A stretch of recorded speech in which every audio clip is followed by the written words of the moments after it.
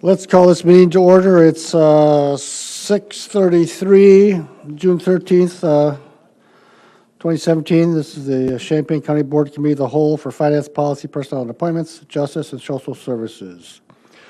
Roll call, please. Cruz. Esri. Present. Goss. Present. Harper. Hartke. King. Marsh. Here. McGuire. Michaels. Mitchell. Patterson. Here. Petrie. Present. Rector.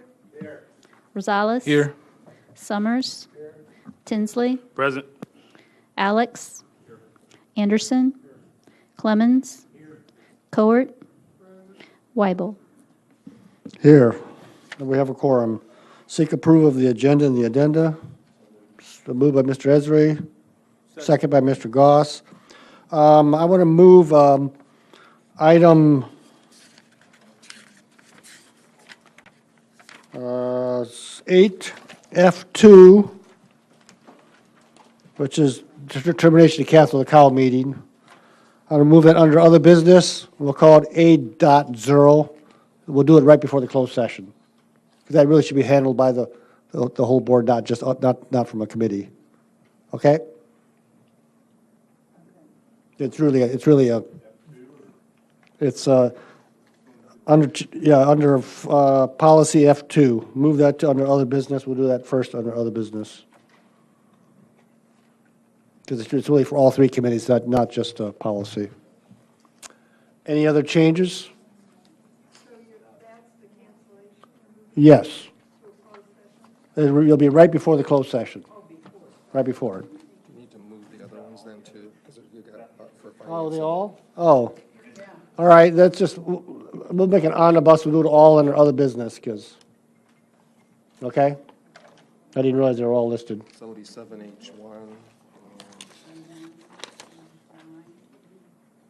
9D1. Maybe we should just leave it as is. Let's just leave it as is. I didn't realize they're all listed. We'll leave it as is, okay? Sorry about that. I looked for other place. I missed it. All right. Let's go back to the original motion as presented. Discussion? See none, all in favor? Aye. All opposed? Motion carries. Thank you. Seek approval of the minutes of May 19th, 2017. So moved by Mr. Rosales. Second by Mr. Tinsley. Discussion? See none, all in favor? Aye. All opposed? Motion carries. Public participation. Anybody wish to participate tonight? See none. Communications from the board. All right. Let's move on to finance. Mr. Alex. Thank you, Mr. Chair. First item under finance is the treasurer's monthly report. We'll give Mr. Welch his day in the sun here.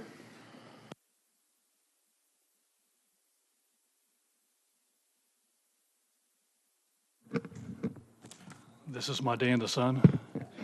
This is as good as it gets, sorry. Apparently I'm underdressed tonight, but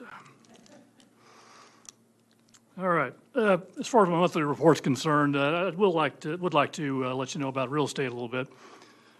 As you know, we had a June 1st due date on the real estate taxes, and we have collected right at 54%, and we're just about a week ahead as far as numbers are concerned. We've already made one distribution of real estate money to the tune of around $80 million. And starting the 19th, which is next Monday, we'll start our second or biggest distribution, and that, for example, will mean, as of today, about $3.5 million to General Corp. So we're doing very well, and real estate's going well. I don't have anything more about my report. Okay, thank you, Mr. Welch. Are there questions for the treasurer on his monthly report? Seeing none, without objection, we'll receive Ms. Petrie. Well, this is somewhat of a monthly report, but do you have anything to catch us up about the nursing home? It's coming. Oh, it's coming. Sorry, That's I all right. jumped the gun. That's okay. Thank you, Mr. Welch. There being no objection, we will receive the treasurer's monthly report and place it on file. I will move on to item 2. May I have a motion in support of resolution authorizing the cancellation of the appropriate certificate of purchase on a mobile home for permanent parcel 6-900-48? Moved by Ms. Court, seconded by Mr. Mitchell. Discussion? Seeing none, all those in favor, please say aye. Aye. Any opposed? That motion carries. And similarly, may I have a motion in support of the resolution authorizing the cancellation of the appropriate certificate of purchase on a mobile home for permanent parcel 295155? Mr. Rector, Mr. Summers. Any discussion, comments, or questions? Seeing none, all those in favor, please say aye. Aye. That motion, any opposed? That motion carries. And now we'll move on to the treasurer's cash flow projection report. I'll deal with this quickly. I went in more detail last month, and I'm certainly glad to answer any questions that you have. Just show you this first screen is the nursing home as of today, after today's work. You can see that their fund balance at the top, their cash balance today is $270,787.01. And you can see they still have one more payroll this month, and the debt service is in the yellow, the $21,000. That would be a reimbursement to general corp if they were to make that payment. And I'm not expecting them to make that payment, but I put it on there until, we actually pay that on the 15th, which is June 15th, which is Thursday. So it's where general corp makes the payment, and in past years, the nursing home would reimburse us. But we're not expecting that to happen, but I listed just so you make sure that you can see it. Payables, as you can see, if you look in July, you can see where the $529,000 is. This is really what the average is the last 5 months. And so when you see the 488 to the left, that's the 529 minus what they've already paid out this month in payables. And of course, the 366 is what they're going to receive in real estate tax payments if it was made today. And we'll be doing that next week, so a little bit higher, but 366. And of course, when the nursing home gets their money, we immediately pay it to the bank for the tax anticipation warrants, which is right up here. So exactly whatever comes in, that's how much we pay off on the loan. We made a payment back in May, and this will be the second of, I think, 4 payments that we'll make to actually pay off the original $1 million tax anticipation warrant. Go down to the bottom, or lower to the bottom, and the average for the last 5 months is the $940,000 that the nursing home should bring in revenue. And the 612 is, that you see to the left, is that 940 minus what they've received to date. I'll say this about the 940. If you looked at May, for example, the revenue was up, and because revenue's up, or the payables were up. And so that does skew the coming months. We're only talking about 5 or 6 months of averages here. So if you looked in your packet ahead of time, you'll see that the nursing home has a report. And towards the back of that report is a much more simplified cash flow analysis. And they, for example, show rather than $529,000 for their payables, they've lowered their estimate down to $480,000. And on revenue, rather than my 940, which is an average of actually what's taken place, they've reduced it down to 830. So today, just for playing around purposes, I plugged in their numbers versus my numbers just to see where they were. And there's actually about $200,000 worse. They're around $600,000 to the negative as opposed to ours, just under $400,000. Can I answer any questions specifically about the numbers as you see them? And just remember, this is a snapshot that means today. Tomorrow it's going to change, the next day it's going to change, and we really find out what the change is at the end of each month. So don't get too caught up in the numbers. I mean, if we look back 2 or 3 months when we first started doing this, these numbers would not seem to have anything in common because things change. For example, in May, we got IGT money, intergovernmental transfers of $120,000. They didn't expect that. They were also able to pay back the $150,000 advance from real estate taxes. And so that's out of the game. They don't have to worry about that being paid back later. We treat real estate tax advances different than we would treat a loan from the general fund. And so once again, we have not touched the $250,000 loan that was originally that you did back in March. And conversely, on the general corp side, we have not borrowed any money from public safety, and I don't anticipate that we'll need to this year. So let's take a look at general corp real quick. I'm sorry. Any questions? Is that Mr. McGuire? Sorry, a lot of people down there. Okay, go ahead, Jim. So I can understand it, the tax anticipation warrants. Yeah. they're paying those back now, or somewhat paying those back, but those were used to pay back the county for the payroll taxes for the employees, right? Yeah, FICA and IMRF. FICA. That was a full year. They paid back $1,026,000. And what they borrowed, they're allowed to borrow in tax anticipation warrants 85% of their levy, which resulted in $1,021,021. So they actually paid back a little bit more than they actually borrowed. Okay, so they're paying back a loan now, but last year they were using that money to pay for those taxes. So what are they doing now? Or are we just loaning them the money again? Yeah. Or is that, so Right. what will they use Right, when you see to Jay's pay report- for that next time? I mean, Yeah. if they're When using you see it. JJ's report, he says that they owe the county $1 million, whatever. A large chunk of that's what they have to date, not paid in Social Security and in IMRF, their pension funds. Those have still not been paid to date, so they're halfway through the year, they haven't paid a half year. Last year, they went through the entire year without paying it back, and that's why we took it from them when they got the tax anticipation warrants in December. Does that explain it? And you asked to follow it to that? I guess I'll maybe bring it up with JJ too. And somehow somebody keeps bringing up the $100,000 if they had the $100,000 from the state. But when we look at some of these spreadsheets and it talks about we're $100,000 out, none of that catches up these APs. None of it catches up these vendor costs. We'd have to add $300,000 or $400,000 a month Right. to catch up these in any timely manner. I mean, I think it says in the MPA report that if the state caught up and they paid $1 million, you're still $2 million behind an AP. And you got over $3 million in AP and it's growing. It's not diminishing. We're paying, we're guessing we're averaging $529,000. The MPA is guessing they're going to pay $480,000. They're still losing. You know, there's more bills piling up than you can pay them off at that rate. So, yeah, it's not a good mix. And I'm sorry, if I could add to that, Mr. Farney will talk more about AP during his portion of the report. Ms. Petrie. Yes, as best as you can project, which we all understand that's difficult because you don't know day to day. We're going to get through June fine on paying our staff over there. Do you think we'll get through July also? Well, gosh, I hate to predict. I mean, I know you do, but let's if you talk looked at about it. projections, it does look like we would end up in a balanced position. But what I can tell you about cash flow is this. It's not all about money. It's about timing. It's about when you get that money. So when IGT comes on Tuesday, what if it had come on Monday? A lot of people would have had different opinions about what was going on at the nursing home just by one day. And it's really unfair in a lot of ways because, I mean, the nursing home, if you looked at it, the last 2 quarters, they have gotten IGT money. And remember when I first started doing the reports, I had put in $100,000 a quarter.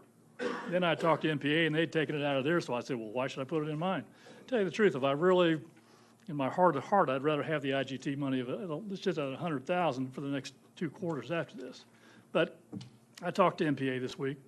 I talked about our differences between our numbers, and it's just about, it's a point in time. It's the best guess based on the numbers that we have. And when I talk to MPA, I'm saying, you know, your numbers have got to be better than mine. I mean, I'm just averaging the last 4 or 5 months, and you have a little bit more history with the cash flow than I do. But when you look at their cash flow projections in their report, it's a lot more simplified than this too. So I wish I could be more specific with you. But I believe that their things are looking better. And then tomorrow something will happen. So you just have to watch it every day. And that's what I do every single day. I know JJ does. I'm sure Rick does as well. It has our full attention, I promise you. Can I quickly go through General Corp? Okay. So General Corp today got a $1,850,000 balance just in General Corp. Then we of course have 2 other funds that make up that bank account. And so we've got plenty of money right there. And as you look down towards the bottom here, 3.273, that if we made real estate distribution today, which we'll do next week, so it'll be a little higher than that, but that's how much money is going to be coming into the general fund. You can see the corresponding balances that they go out. We stay in a pretty good position all the way through.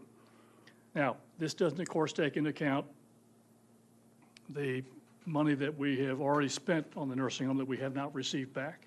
And I just caution you to remember that even though it shows here, I don't break out the general corporate part of it, but you just got to remember that what we don't get back at the end of the year is a hole in our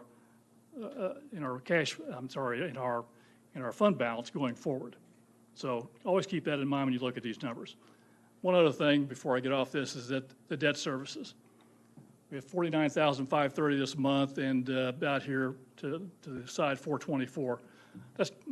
Both of those have parts of them that are nursing home, and those will be paid by the general fund, but I'm guessing that they will not be reimbursed to the general fund from the nursing home.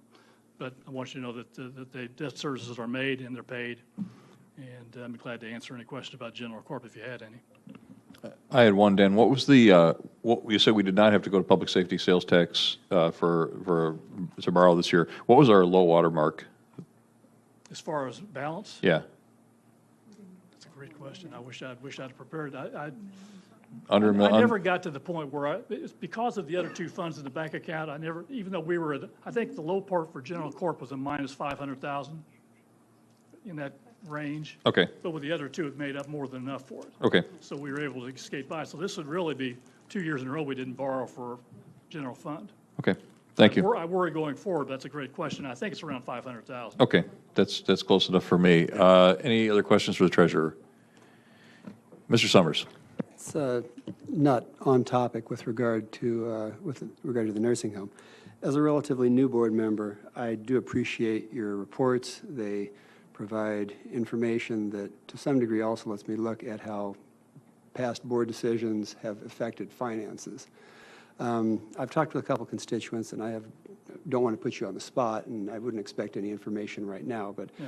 I would be interested in knowing how much PTEL has cost the county since its inception in '96, and if possible, if you could break out how much that has cost the nursing home through that same period of time. That would be interesting information to have. You know, it's a little out of my league. I mean, it's really more of a county clerk business, but I know them well. Thank you very much. I'd be glad to. I'd like to know the answer myself. So you're talking about PTEL and what the effect was on the nursing home, right? On the nursing home and the county as a whole as well. Okay, and that's over the last year or? No, since its inception. Since its inception, okay. I like your question. I wish I knew the answer off the top of my head, but I'd be a genius then. I think that's sort of a request to prove a negative. I think I'm trying to think what methodology you'd use to do that. You'd have to look at, I guess, what the county's revenue growth was under PTEL relative to other indexes, other cost indexes. I mean, yeah. PTEL is indexed to the consumer price index, which is sort of a poor representation of what governments tend to buy. And then there's the question of how you account for new construction growth, because obviously the levy does increase more than the PTEL rate as a result of new construction. But yeah, there's some general trend information there I think would be possible to ascertain based on other indexes in terms of how much things that we need to buy are costing. I don't know if you would necessarily agree with her methodology, but I know Carol Baker from Unit 116 has been running a long-term view of the cost to the school district, so that might be a point where she might have some way of making some contribution as to, I'm not sure what her methodology is, and you may disagree with it, but it could be a starting point anyway. I'm a big fan of Carol. I think she's great. She's a very talented individual. No, if she says it, I believe it.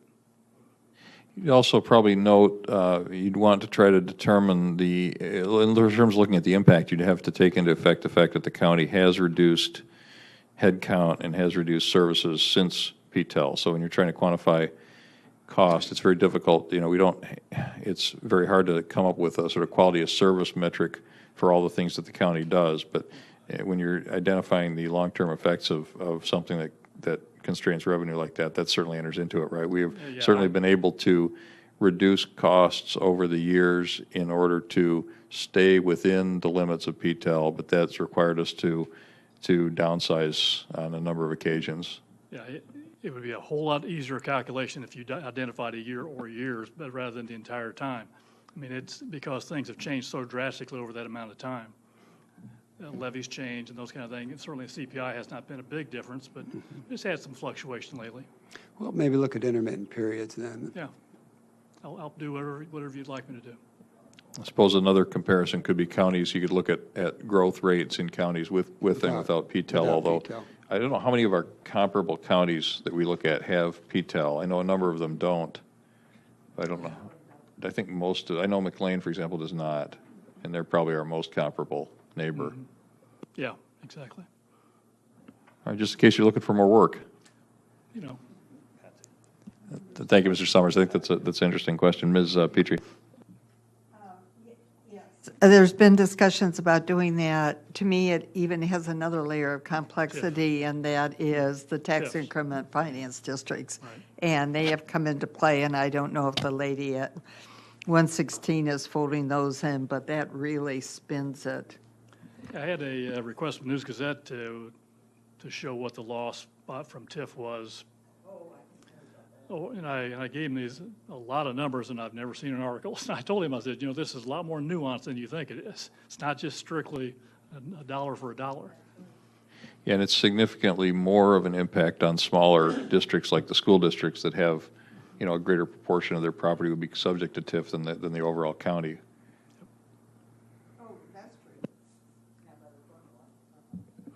Anything else for the treasurer? Seeing no hands, thank you, Mr. Welch, and we'll move on to the auditor's report. Mr. Farney, what do you have for us today?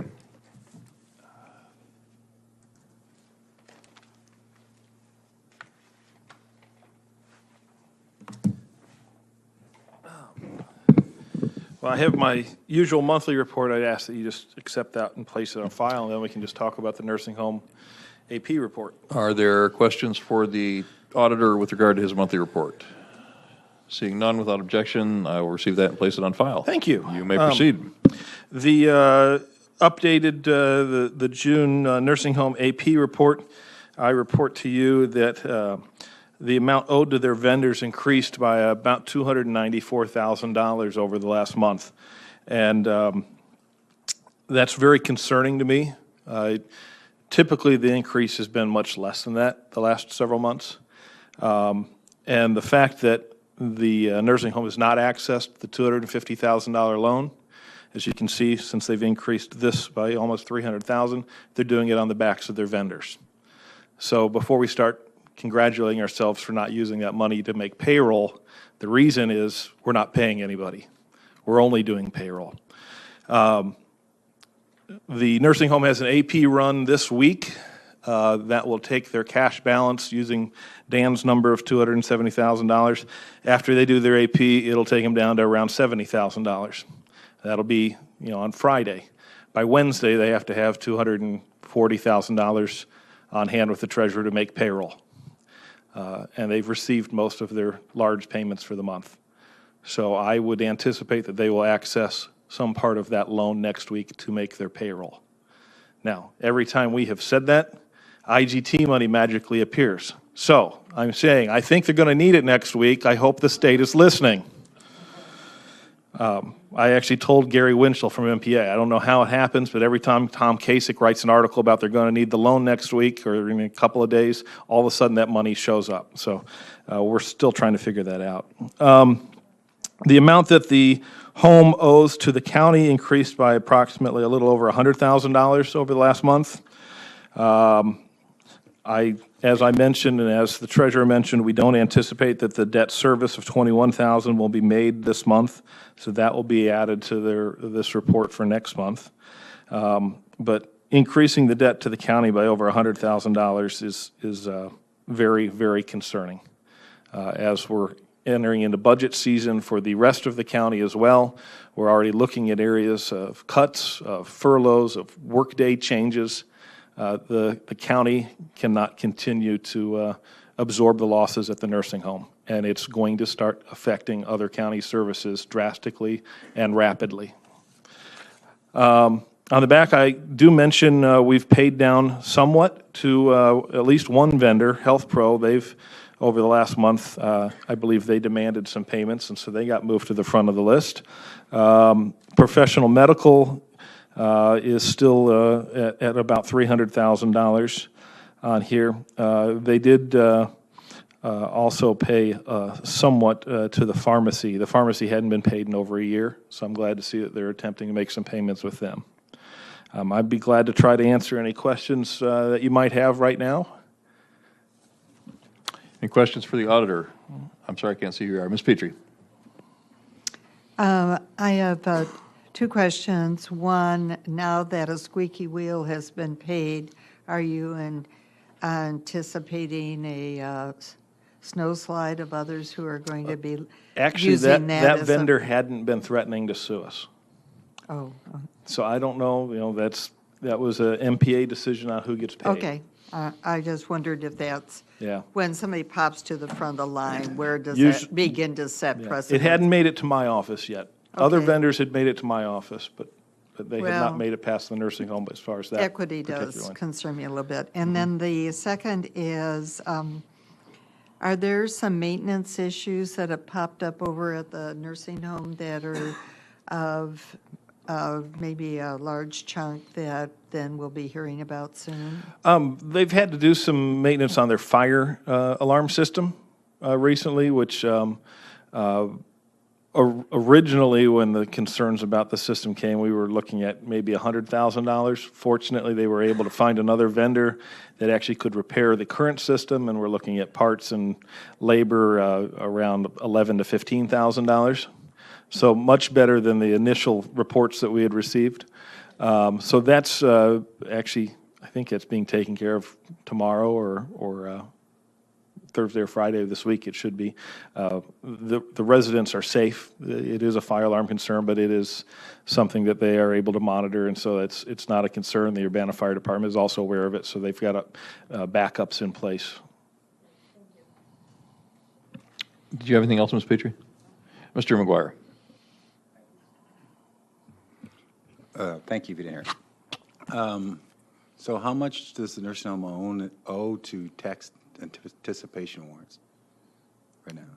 How much do they owe right now in the tax Yeah. anticipation warrants? That's a number that Dan would have, probably about 800,000 at this point? They've made one payment right now, so in the range of 800,000. 800,000? How much do they owe the county general fund? They owe the county general fund. General fund right now, they owe 220,000, but that does not include the reimbursement for the boiler repair or the debt service. So AP 200,000, boiler repair 226, and debt service 262. So 750,000 And to then the we, general fund. then we automatically pay taxes, payroll taxes? So right now, IMRF is owed 200,000, Social Security Fund is owed 193,000. And That's basically there's- 5 That months. just automatically Every month is it gonna rolls go up. on, That's right. and that's not paid. They don't make a payment on that until the end of the year when we do the next Okay. year's tax anticipation warrants. So they'll pay all of that at once. Last year's covered 99% of it. We got $1,021,000. The total bill was $1,026,000. So I would expect it would be something similar this year. And that's where you come up with the extra million that they'll owe at the end of the year, that they, It'll build up to over $1 million by the end of the yeah. year. So it'll be the 5 Just, million. and that's just for the IMRF and Social Security. So they've already got, like I said, general corporate fund is owed for services, like the services of my office that didn't get paid last year, IT. What else goes into that for the general fund? Physical plant, any maintenance that our physical plant does, that's general corporate fund. That goes into that. So that's $220,000 that is considered AP that is owed by the nursing home to general corporate fund. Okay, so you've already got that. Then you have the debt service of the 262, and then the boiler loan of the 220. So there's $750,000 that they owe to the general corporate fund, not counting any of the IMRF and Social Security. So in reality, by the end of the year, I mean, if things just stayed the way they are right now, at the end of the year, you're looking at $1.8 million, probably more. Just to the general fund. just to the general Not- fund. Not accounting the vendors that might come to us and Correct. credit. And going back to the treasurer, he was talking about our reserve fund is $4 million. That's right. Thank you. Anything else, Mr. McGuire? Okay, we'll move on to Ms. Cruz and then Mr. Marsh. Just a question. So I know Treasurer Welch and you guys were just talking about Social Security. So is that including like the Medicare payments, the federal withholdings, all of those, or just Social Security? That would be, I got to think. Well, I guess my question is if we're not paying it on even a payroll basis, are we also being assessed fines? No, it for- gets paid by the general fund. It gets Okay. paid, it gets It's paid the by, I'm sorry, the reimbursement. county has an IMRF and a Social Security fund that Okay. are separate, that are levied for. Those funds have money into it. Okay. And basically, those funds are loaning to the enterprise fund of the nursing home to cover them for the year. So we're not getting any fines So or you're anything. talking So, about the yeah. reimbursement back to That that is fund, correct. not to- That is correct. It's a Okay. reimbursement back to that fund. It's not that the federal government is standing over there sending us. Perfect. Sorry, I Okay. should have clarified that a long time ago. Great, thank you. Yes, you bet. Mr. Marsh? Just to clarify, the vendors only, what has the growth been since January 1st in our accounts payable? I don't know that off the top of my head. I would venture to say, you know, I don't want to give you bad information. Can I email you or bring it to the next meeting? Sure, that'd be great. It appears to be Yeah. around 700,000. I would guess it was right around $2 million at the beginning of the year. But I don't, like I said, I don't want to give you bad information. Thank you, Mr. Farney. Anybody else? Mr. Hartke? All the people that the nursing home owes us IMRF and Social Security money and that for, those are all employees of Champaign County, correct? That is correct. Okay. And if we sell this nursing home, those boilers will be part of that sale, assuming, most likely. I would hope so, absolutely. And that money will come back to the general fund. I would hope so. So we are wanting the nursing home to pay off a loan on something that we own and will probably be selling and taking the money off anyway. So we might get paid twice for those?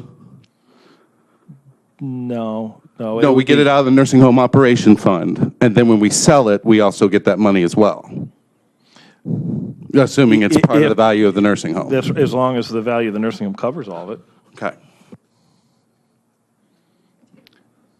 Did you have anything else, Mr. Hartke? No, thank you. Mr. Goss? Yeah, just to clarify, if they pay the loan off, which they're not going to because they don't have the funds, then that would be the case. But they're clearly not going to pay the loan off, so that doesn't really matter, correct?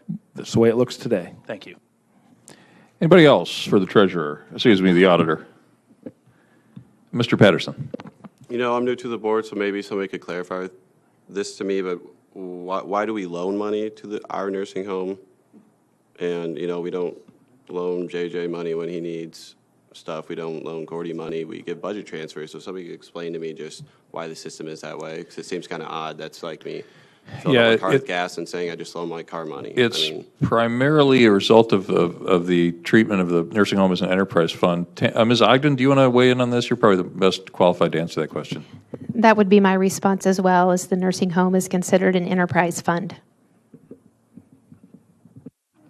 I mean, it has to do with how the state and how accounting principles require that you basically deal with I don't know how to describe it, a business that's operated by a government, right? It's considered, legally, it's considered part of the county. Well, it doesn't have anything to do with it being mandatory or not. I mean, it's the fact that it is sort of part of the county and sort of a business, and the treatment of those in the state, at least in the state of Illinois, is as an enterprise fund. Rick, can you weigh in on that? Yeah, I think it has something to do with the fact that most of the revenues come from user fees versus tax revenue. I mean, they do receive some operating levy, but the majority of the money is coming through the actual residents in the home, whatever payer source they have. Yeah, I guess that's fair. I mean, the collection, the form of its revenue is not the way that governments typically generate revenue, right? It's essentially operating as a business, but it's operating as a business. It's under county control. I guess, I mean, you would probably need to consult a municipal finance attorney to really figure out where that, what the underlying legislative framework is. But yeah, essentially it's viewed as a separate fund from the general corporate fund. So is that mandated by law that we do it that way? Essentially, yes.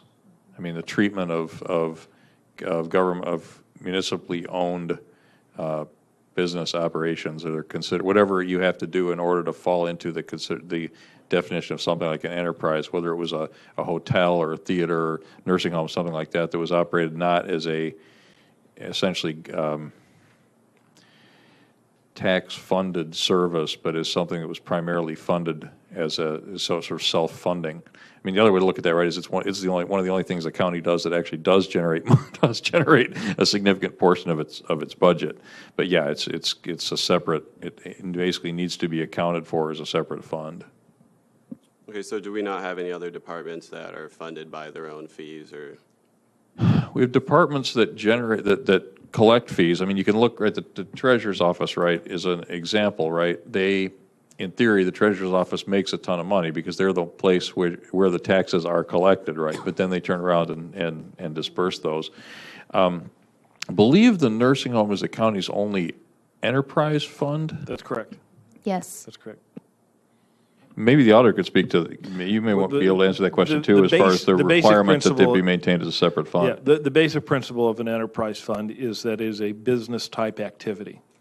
So county government, things like the treasurer's office, the planning and zoning, things like that, those are solely government functions. You don't see that in private industry. You don't have a treasurer's office that collects tax money.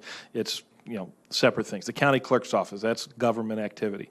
But a nursing home, you will see that in private enterprise.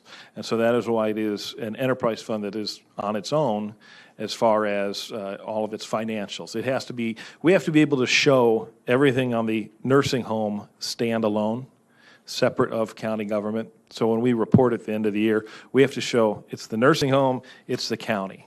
We have to be able to spread them out, or I should say separate them out.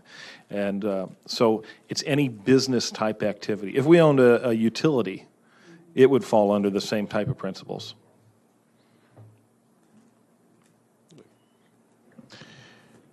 Is there anything else we can? I don't think I have anything more to answer to your question. But So just so in a nutshell, we're not required by law to require them to pay back loans. with that, you're going to have to ask again. I'm not sure I followed that. So we can forgive loans, and that's totally. I believe that's correct, as long as, I mean, we're required to account for it. That's a county board decision that the board can make. It's just from an accounting standpoint, we have to show where that We have money to show came where it from. went, where it came and where it went, but if the board ever chose to do that, which they have done in the past, and it does affect your general fund when you do that. Anything else, Mr. Patterson? Okay, thank you. That's a good question, and one that I'm sure other people have wondered about or were not entirely clear on the distinction about. Any other questions for the auditor? Seeing none, thank you, sir. And we'll move on to the nursing home section of the report, which is basically what we've been talking about all night anyway. We do have the nursing home monthly financial report in the packet from the Nursing Home Board of Directors, which, as a result of the previous discussions, is probably somewhat redundant. Are there any specific questions about that or a general discussion about the finances of the nursing home? Seeing none, we will receive that report and place it on file and move on to presentations by the finalists for Request for Information 2017-4 for brokerage and consulting services. I will admit I have not been involved in this process at all, so I'm hoping that Rick or Tammy or someone has a plan for this. Thank you, Mr. Chair. All yours, Rick. As you're well aware, everyone, the board has been considering a number of strategic options to deal with the challenges associated with the nursing home. Pursuant to direction from the board, my office issued a request for information for brokerage and consulting services. This is done because some of the options we've been considering may require professional assistance in executing a transaction, whether it's a sale or a transfer to another entity, or other alternative that we've considered. We had 4 responses to our call, and one of those was deemed non-responsive, unfortunately, so left 3 qualified companies. In the memo that is at your desks, in the yellow packet there, I have included a grid from the evaluation committee's evaluation and the scoring for each of the qualified firms. Tonight, we have the top 2 finalists here who are ready to give short presentations. We have both Marcus and Millichap and also Senior Living Investments Brokerage. Both of them are in the state of Illinois, in the Chicago area. Both of them have extensive experience in dealing with skilled nursing facility transactions, and so both were ranked fairly high. Marcus and Millichap was ranked number 1. Both of these proposers received number 1 rankings, however, from the committee members. So I'm going to give them an opportunity to give a presentation, and then after each, board members will have an opportunity to ask questions. So I'm going to invite Senior Living Investments to present first, and they have their presentation on the computer. Yes, Ms. Petrie. Just for the record, I noticed in neither of your memos do you include the members who served on these committees. So could you put those on the record? Sure. I have a sheet here. Just wanted to make sure I get this right. While he's looking for that, we'll give you an opportunity. I think gentlemen, we'll try to allow you to present uninterrupted, and then we'll go to questions at the end of the presentation, if that's okay with everybody on the committee. Good. All right. So the committee members for the RFI, this is 2017-004, included County Board Chair Pius Weibel, Mr. Goss, Mr. Hartkey, Mr. Welch, Treasurer, Mr. Farney, our Auditor, and myself. Thank you, Mr. Snyder. And in terms of guidance, how much time are we allowing each presenter? We're allotting them about 10 minutes for presentation to be followed by the questions at the pleasure of the board. Okay, sounds good. The floor is yours. Our presentation, for the record, is not on the computer. You'll find a sheet that we set in front of each of your positions there. Apologies. Just a basic overview, and we're going to talk through the process, and I'll give you some background. Good evening. My name is Patrick Byrne. I'm with Senior Living Investment Brokerage. Senior Living Investment Brokerage is a commercial real estate firm whose sole focus is on senior housing and long-term care. We started as a boutique firm founded on a necessity to complete these transactions in a confidential and controlled manner. We've grown from there to become one of the largest firms in this sector. We're consistently first or second in the industry in annual transaction volume. We have a national platform, but in truth, we really don't operate throughout the country. Our model has been to focus, have a very deliberate approach towards our growth. We maintain a focus on the states in which we operate, and we work to become experts in those markets, trying to understand reimbursement, familiarizing ourselves with change of ownership, and really farming those markets from the ground up. We started as a Midwestern company, and with offices in St. Louis and Chicago. Illinois has always been one of our core markets. It's really the only state that both of our offices continued to work in. As such, we've continued to have had a substantial amount of success here, despite the unique challenges posed by the state's fiscal issues. Ryan can tell you more about our experiences in Illinois later. With as much nonprofit work as we've done, you might also consider this to be a part of our focus. We've represented numerous nonprofit organizations ranging from Barnes Jewish Healthcare in St. Louis, Franciscan Sisters of Chicago, numerous faith and community-based organizations through the years. In many respects, I simply believe our approach best suited those organizations.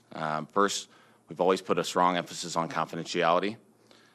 We don't do any advertising or email blasts, instead focusing on relationship-based direct marketing. We believe in targeting groups that we believe would be a specific fit for an opportunity rather than mass exposure. This yields a higher level of engagement from our buyer pool. It also prevents unnecessary exposure to groups that operate in different acuity levels and helps maintain confidentiality. I always tell groups that my first and highest priority is to bring the highest return on an asset, but second to that is to protect the value you have in that asset.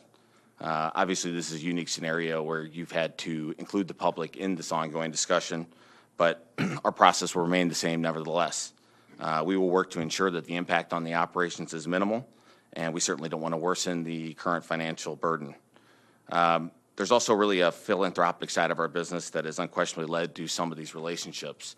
I personally have sold virtually every listing I've had since 2010, and a big part of that is being careful about our engagements.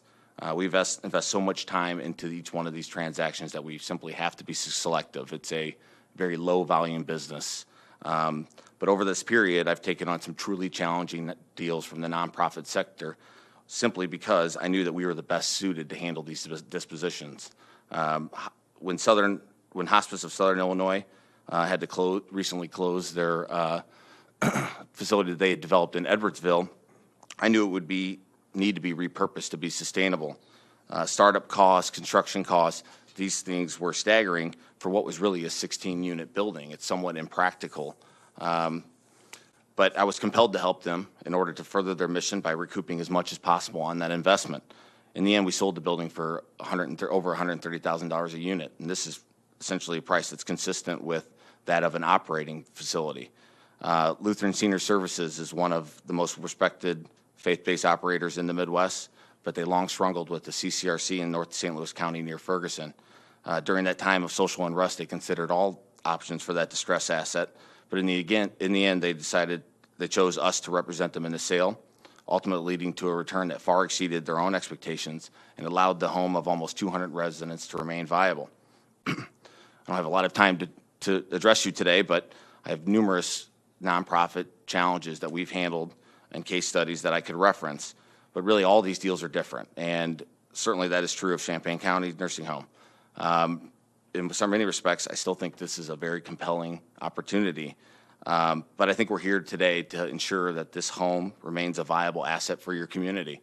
And like all those opportunities I referenced, I truly think that we're the best suited for this task. The senior housing brokerage business has seen significant growth and expansion in recent years, with many firms splintering, but we've managed to keep our core together. This is a product of a shared value system, a culture of doing things the right way, and a group who won't cut corners for personal gain. When our team member picks up the phone to work this transaction, he'll be an experienced professional disseminating a narrative that we've developed for this asset. It will, and not some junior broker that's looking to earn a quick check. We all have a vested interest in seeing this process through to a successful conclusion. Ryan and I will manage the process, but you're really hiring 15 brokers. I tell groups that you're not really hiring me, you're hiring the firm. You just have to suffer through my bad jokes. Collectively, we will bring a national buyer pool, but in the end, I really think the most likely buyer will be a group that operates in this state currently. Illinois is just such a challenging operating environment that few groups will consider entering the state that don't operate here already. As such, it's the time that we've spent working this market and the time that we've invested here and the relationships that we've formed in this state that will set us apart. We will truly invest into this opportunity, not just to get you the highest sale price, but to ensure that this asset continues to bring a return to Champaign County in the form of quality care. This isn't just access to health care. We know this is a major employer. And really, frankly, despite all the troubles that you are encountering today, the fact that this is developed in itself is quite an accomplishment. We will ensure that the legacy of this building and this operations continue under a proper and sustainable manner. With that, I'd like to introduce my colleague, Ryan Saul. Good evening. We appreciate the invitation here, and I'm really sorry that we're here. I can sense in the room that it's a very difficult decision, and it's probably been a long road to get here. But if I was sitting in your seats, I'd be asking a few questions. One, I want to select the brokerage firm that's going to get the best price for the property to do right by the taxpayers. Secondly, I would be looking for a group that has Illinois experience and has a track record to stand behind transactions in Illinois. And thirdly, I'd want to select a brokerage firm that had the county's interest in mind first and foremost, and finding a good fit for the community. In Illinois, we're one of the most active brokerage firms in the country. We've sold over $143 million of assets in Illinois in the past 12 months. It's a state that we're extremely active in. We recently set the price per bed on a skilled nursing facility 3 times in a row, And that was through our confidential marketing process that accessed the right groups to generate the competition to maximize the value. Understanding the county and what your investment objectives are is also very important. I had the privilege of working for DuPage County government.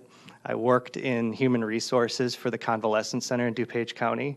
I'm very experienced in understanding how important the staff, the residents, and the community are. I know first and foremost that's everybody in this room's first primary reason for wanting to do right by not only the facility, but by the community as a whole. So I take that very seriously, having gone through that experience. Lastly, we can customize our process to achieve your objectives. We handle the process from start to finish. We want to work with groups that are doing things for the right reasons and the right way. We know that we have the most experience in Illinois. We know that we are the right group to shepherd the transaction from start to finish, and we know the right process to run in order to get the best fit for the community so it's a viable facility for the long term. Thank you. Thank you, Mr. Byrne and Mr. Saul. Any questions from members of the committee? Mr. Goss. Thank you both for being here this evening. Could you let us know what other county facilities you've worked with and in the process of sale or transfer? That's a good question. We really view non-for-profit and lumps into the whole spectrum of senior housing as far as nonprofits go. We have not sold any other county homes, but Illinois specifically, we've worked with over 24 nonprofit organizations that have the similar mission, vision, and goals of what would be a county-owned facility. I do actually have a municipal home under contract right now in Missouri. Another home in, we've some of these county-owned nursing homes will have affiliated senior housing, and we've handled numerous transactions that were owned and operated essentially by the related healthcare center. Mr. Goss, any follow-up? Okay, thank you, sir. Next, Mr. Patterson. To kind of ask his question again, it seemed like you guys were talking about yourselves as individuals. Has your firm sold any county nursing homes, or are you just talking about yourselves? Not nonprofits. Our firm has not sold not any county homes. We've sold 24 nonprofits. Thank you, Mr. Patterson. Let's go around the room. Mr. Weibel. Have you represented buyers and sellers, or you just represent sellers? We just represent sellers through our engagement of selling all the facilities. We know all the buyers. All the brokers know all the same buyers. But we represent the seller. Our fiduciary responsibility is to the seller. Okay. Anybody else? Ms. Petrie. Thank you for being here this evening. I have 3 questions. First one is, what states do you work within here in the Midwest? I heard you mention Missouri and Illinois. What? Sure. We really operate in about 30 states overall, company-wide. Now, in the Midwest, we're active in really every adjoining state to Illinois. With an office in St. Louis, certainly we do a tremendous amount of work in Missouri as well. Iowa, Wisconsin, Michigan, Indiana, Kentucky. We've had sales in every one of those states within the last 12 months. Okay. My second question is it a safe assumption on my part that since you have submitted a proposal, then you have a sense that you do have some potential buyers out there for a county home where you wouldn't have submitted a proposal? Yeah, there's no question. I think that the fact that it's a county-owned home really doesn't differentiate it from a not-for-profit. In many respects, those are going to be viewed in the same light. And there's this, in some respects, the buyer pool is going to have several different ranging groups, but some are going to be opportunistic groups that intend to target nonprofit organizations like this because, they see an opportunity in distressed assets But, without question, understanding the stress that this has put the county under, you've built a really tremendous asset. And this state really doesn't lend itself to new development. As you have come to learn, it simply does not reimburse at a rate to make it practical. And so, especially in the southern Illinois, which is really anything south of Chicagoland, there really has been no new development. And so, in very limited cases. And so, on the skilled nursing side. And so, having an asset that is of this quality in this part of the state makes it extremely unique and would absolutely make it highly marketable. Through the sale of the $143 million of assets we sold over the last 12 months, we have all the buyers already identified. So- Okay, so my assumption was a safe assumption. My third question is, on average, in your experience now, what do you find the turnaround time is to start the conversation and then complete a sale? From an expectation standpoint, realistically, with a not-for-profit, from the time you start the process, and starting the process would be from the time you commence marketing until close, it can range between 6 months and 9 months. Okay, thank you very much. Okay, anybody else down here? Mr. McGuire, and then we'll go around the table again to Mr. Marsh. I think I saw you. I guess I have a couple questions. You said $143 million. How many actual sales is that? Secondarily, when you talk about nonprofits, some people have discussed the issue of selling the nursing home to a nonprofit. How does that work? Can you explain a little bit about that? Do you know offhand what number of transactions? 16, I think. Ryan believes that's 16 transactions in Illinois, that $143 million. I'm sorry, what's the second question? Well, you're talking about selling nursing homes that are nonprofits. Some of the discussion at our board has been talked about selling the nursing home to a nonprofit. And we have sold properties. We had a nursing home in Des Plaines, Illinois, that we sold to Presence Healthcare. They were a nonprofit hospital-based facility. I will tell you that the nonprofits will surely be included in this process. I will tell you that the likelihood of a nonprofit affiliating or purchasing it is probably slim, not none, but slim. They don't usually have the financial wherewithal or the targeted growth to acquire a facility that's not making money.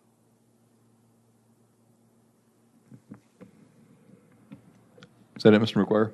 Yes. Okay, thank you, sir. Go back around and start again. Mr. Marsh. Thank you, Patsy, covered my questions. Thank you, sir. Did I see your hand, Max? Mr. Mitchell? We've had the good fortune of being able to listen to our treasurer and auditor about our financial picture. Can you tell us a little bit about your valuation process on the home? Once we get to that process, we take a look at the current census and payer mix. We'll look at your current revenue and current expense structure. We take a look at it from an income approach. Obviously, there's not going to be any net operating income to the bottom line, but we look at it from a gross income multiple approach and lay that over to comparables of what other properties have sold for based on a revenue multiple. Then we'll also look at a sales comparable analysis, what has traded in the state over the last 3 years, and apply a price per bed matrix to figure out what the realistic market value would be for this property. Mr. Snyder? Thank you, Mr. Chair. Just two questions. One is about your experience in dealing with facilities that have high Medicaid census, and by high I'll define over 40% of the census. Have you found buyers that have an interest in seeking out facilities that have a high census in that area? And then also later in our agenda tonight, we're going to be forwarding a recommendation to the committee here on a management company for the nursing home. Would you, if you were chosen to represent the county, would you be able to work with that company to help them improve the services and the financials of the home? Yeah, there's no question, and we know Susie Koenig quite well, so we could work with or whomever, but there's no question we would work in conjunction with whoever the operator would be, and we would need to simply because of the exchange of information. as part of not just our valuation efforts, but beyond there as far as the process and disseminating information to relevant buyers. As far as the high Medicaid census, it's obviously, given the poor reimbursement we have in this state, it does pose a problem, but it's extremely common, particularly in nonprofit situations. There's no question, to make this home sustainable and viable, we're going to need to improve the quality mix. We're going to have an influx of private pay, Medicare census. This is how, you said 40%, and you're right. I mean, it's usually above 50% of that quality mix is where you achieve profitability in this state. So it's not an uncommon issue. I think some groups, like I said, will see it as an opportunity, and obviously we've dealt with it numerous times. I mean, it's roughly half of the transactions we handle, and probably even less, are performing. So assets, underperforming, distressed assets like this are very commonplace. This is a challenging industry. Most people aren't going to market, particularly in a nonprofit status, if the facility is performing. And so this is not an uncommon situation whatsoever. And Ryan talked about how we'll approach the value, but it's also how we're going to create value and help you with the way we frame things, the opportunities that and the angles we're going to see and develop with this marketing process in order to help you realize as much value as possible. And I'd say 8 out of 10 transactions have higher Medicaid census than 40%. Okay, we'll go back to Mr. Goss and then to Mr. Weibel. How do you handle dual agency? Are you going to expect us to sign off on dual agency? We'd cooperate with any brokerage firm there, but we do have a clause in our representation agreement that was in our RFI that does state that we will be representing the seller, but we will be bringing in buyers. Thank you, Mr. Goss. Mr. Weibel. You stated you sold 16 homes in Illinois, or 16 entities in Illinois in the last year. Could you tell me, like an average, how many interested buyers or bidders are on it, or maybe a range too? What was the variation? Yeah, there is a wide range. I think for a facility like this, I can give you the track record. We've never had just one buyer on an I actually want to know, based on the 16 you've sold, what do you recall? What were the ranges on that? Yeah, but they're very different, right? There's very different assets. So on one assignment, there may have been 2. On our most of the 16, there was probably 8 to 10 offers on that particular asset. And then that's when we come in and help screen each one of those buyers, make sure that it's the right fit, they have the right terms. So it's going to range anywhere between 2 and 10, likely for offers. Thank you, Mr. Weibel. Ms. Petrie. That prompted me to ask another question. Our facility is rather large for nursing homes even across the country. Is that positive, a negative in your experience of the various ones that you've worked on and worked with? It's somewhat challenging to say offhand because I haven't seen a market study. I think, but in some respects, it's a challenge. I think when you look at a home that's never really achieved a stabilized census, some groups will evaluate it as what your functional number of beds are. Ryan referenced a price per bed. This is a really common metric. It's a really consumable metric. We get the question all the time, what's your average price per bed? That's the metric by which nursing homes trade in, essentially. And as you look at that metric and you apply it to this home, it's very likely that someone may see look at your census history and establish what your functional bed count is, which is probably closer to, say, 200.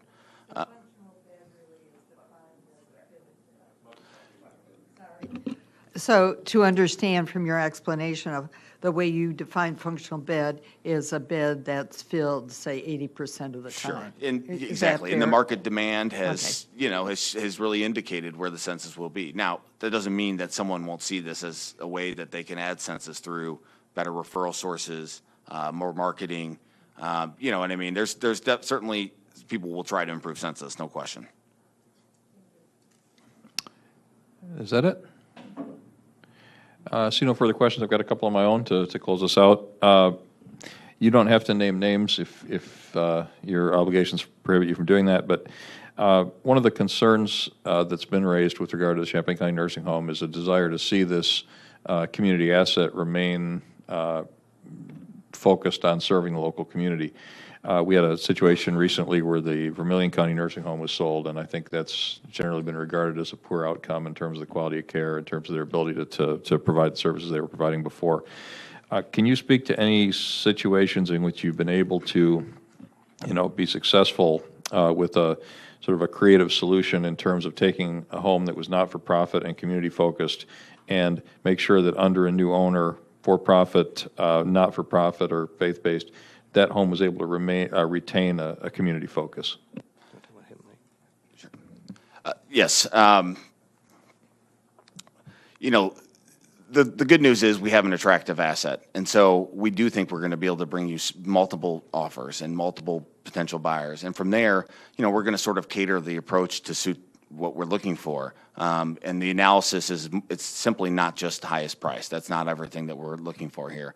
And so, we can go as far as evaluating groups by looking at their survey history. Generally speaking, we have relationships. We can give you some indication as far as the reputation. But, the interesting thing that comes up a lot in these nonprofit situations is, a profitable home isn't really a dirty word. I mean, really, a profitable home allows it to be sustainable. And some of the efficiencies that they can generate and how, indeed, they may have to adjust staffing or otherwise. But those efficiencies, the profitability, that allows a reinvestment into the asset, that allows the home to be sustainable for long term. This is, it's market driven in many respects, right? If they don't provide quality of care, residents are going to go elsewhere. So that may have been, that's a rural situation and there may be few providers to choose from. But in this instance, if the quality of care is there, this is going to take care of itself. Now, so most of these operators are obligated or to try to fulfill and provide a certain quality of care. But when we go through the process and we start to evaluate this group, we will absolutely devise and cater that approach to help you analyze and help you make a decision. Thank you. And final question. You've mentioned that you are a national firm. You have local offices. Can you give me an better idea of your footprint? Are the two of you essentially the Illinois office? We're the Midwest representatives. Okay. And so Illinois is included in our target market. Pat and I both work. You have the benefit of two gentlemen that work Illinois. My target market is Illinois, Indiana, Ohio, and I work extensively in those states. We have 15 brokers that handle 3 states each, and they need to know every building, every person in those states. And so Pat and I have the benefit of overlapping and getting to work Illinois together. But really, the $143 million that Ryan referenced, that was between the two of us. I mean, where we're sort of soft is we don't do a lot of work in the Southwest. We're doing more and more in the Northeast, but generally speaking, I mean, couldn't be more in our sweet spot. Okay, that's fine. And you said St. Louis office. This proposal is from Glen Ellen. Are you guys Glen Ellen based or St. Louis based? Ryan's based in Glen Ellen. I'm in St. Louis. Okay, thank you. We have no further questions from the committee. So, gentlemen, thank you for being here. Appreciate the opportunity. Our next presenter is going to be representatives of Marcus and Millichap.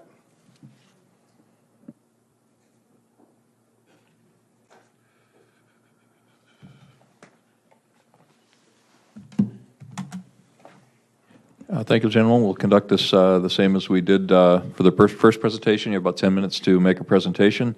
Committee members will have as long as we need to ask questions. So the floor is yours. Good evening, everybody. How are you? Thank you for giving us this opportunity to come out and present to you all tonight. My name is Joshua Jandrus. I am the Senior Managing Director of the Institutional Property Advisory Group of Marcus and Millichap. To my left is Charlie Hilding. He is a director of our group. I've been with the team for 11 years. On the second page, there's a breakout of our team. Okay, so Mark Myers, who's not with us tonight, is the executive managing director. He started the team about 25 years ago. He's kind of a lot of other firms have kind of come from his vision back then. Our team, which is based in Chicago, has a national footprint. We've transacted in 44 states. We've done over 454 total transactions for a sales volume of $4.55 billion. We've been the #1 seniors housing and long-term care brokerage firm in deal volume in 2015 and 2016. And of that $4.55 billion of transactions, $2.3 billion has been in the long-term care space exclusively. On this page, you'll see our non-for-profit track record. You'll see that it spans several states with a transaction volume of almost $595 million. Of that $594 million, over $300 million of it has been county-owned nursing homes. Our transaction history in Illinois, we've had 93 transactions closed for $434 million, $289 million of which has just been long-term care. And now is kind of the part that I really wanted to focus on, but I did want to kind of get the qualifications out of the way. Over about 13% of our long-term care track record has been in the county space. We've been engaged by over 40 counties to essentially critically analyze their holdings. What that means is a lot of counties go into this not really knowing what to do and where to turn. And back in 2008 or 2009, we created a practice called the County-Owned Real Estate Advisory Group. And really our focus was to come in and be consultants to counties. And our initial point of interaction was creating a proprietary process called an OOA, in which we do an operations and options analysis. So not only do we come in and say sell, sell, sell, but we actually come in and we go, okay, what's going on here? How can you guys optimize your operation as a county operation? What are your options to implement some lean practices? If you've already looked at all the revenue enhancers, how can we help you guys enhance your expenses to potentially get it to where it's still a non-for-profit where you can actually make some money, so we're not all sitting here this evening. So of those 40 counties that have engaged us, 20 of them we represented them in a sale, but over a dozen of them they've actually held on to their assets, and that was either by, again, recommending new third-party managers, recommending new third-party vendor contracts, looking at their collective bargaining agreement, or a combination of several of those. Because we've represented 20 counties on the sale and over 40, we've kind of come up with a lot of best practices as it relates to that. So, certainly as Ryan and Patrick said, we're going to provide evaluation for you and run a tailor-made process. But what we actually like to do is look at all the county transactions that we've done in the past. And one of the things that we found most effective is we come up with terms and conditions. So to make sure that all of you can hold your heads high after this process, that your constituents are pleased with the outcome, that the nursing home remains a viable operation for many years to come, we actually build in terms and conditions and protections. So, in addition to evaluation, in addition to getting qualified groups here that are willing to meet your pricing expectations, what we actually do is we come up with benchmarks for not only county residents, county resident census, Medicaid thresholds. So in a lot of our county transactions, we've kept Medicaid census where it was or at county average. We've come up with 5 and 10 year quality measure marks, and obviously we also help the county council as well as outside counsel with notices of sale or RFPs that we've used in the past that have led to successful outcomes.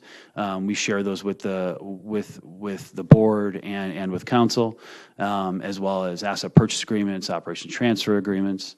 Through our transaction history in Illinois and also nationally, we also bring a turnkey market to you. So we are very active in the state of Illinois. We're working on several mandates right now, central, southern, and upstate. And a lot of those buyers there's going to be a lot of cross-pollination with those buyers. And so not only will there be unique groups that we've had successful outcomes with, but certainly we can bring a lot of the groups that are looking at assets that we're currently marketing and bring them to this process as well.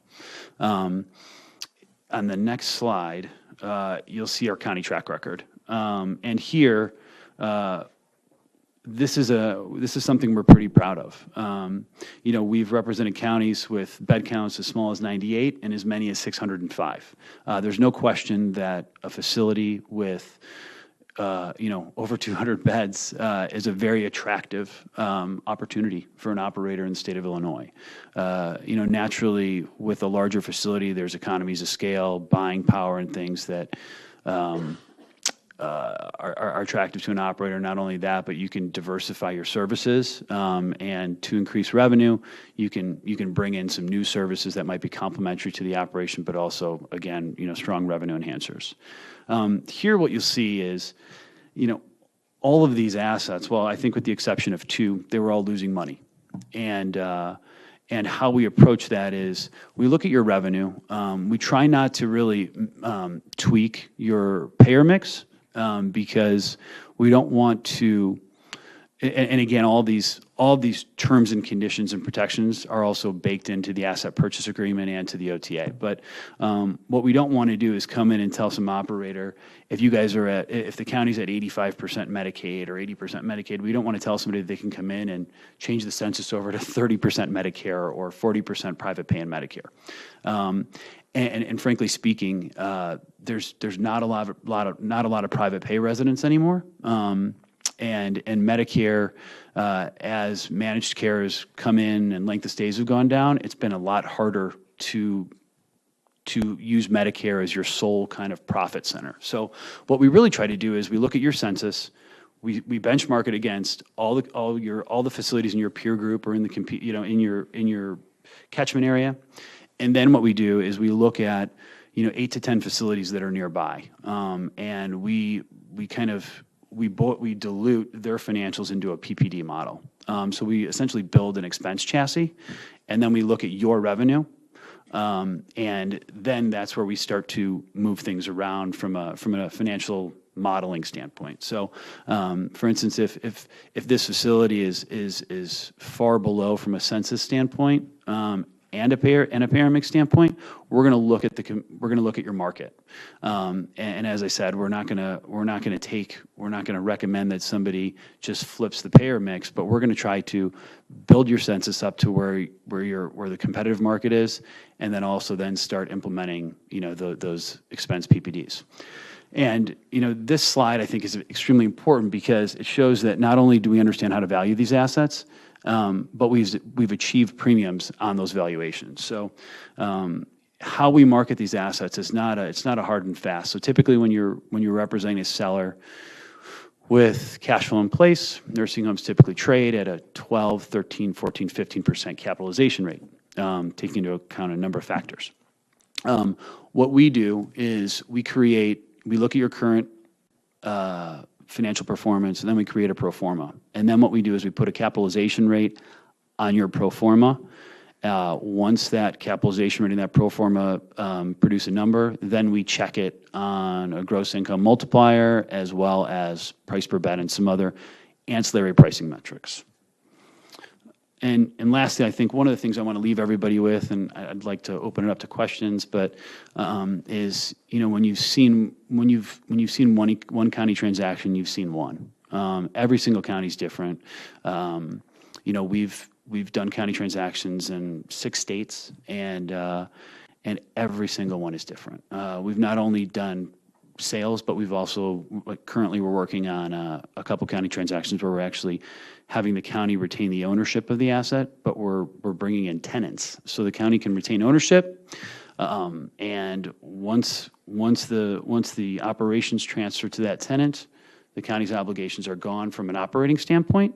Unfortunately, you don't have the capital event, and some counties choose that, but you still have pride of ownership. So again, we don't recommend one thing. We actually try to educate our clients and our partners and then let them make the choice. As far as our sales process goes, we bring the offering to the most likely buyers. It is a public process. However, all the information is confidential. And in addition to the marketing process on the previous slide, it's very long, I don't want to bore you with it, but we not only market the asset, but what we do is we actually bring in the finalists once we get their offers, and we have you all, or a committee that is selected by you all, interview them.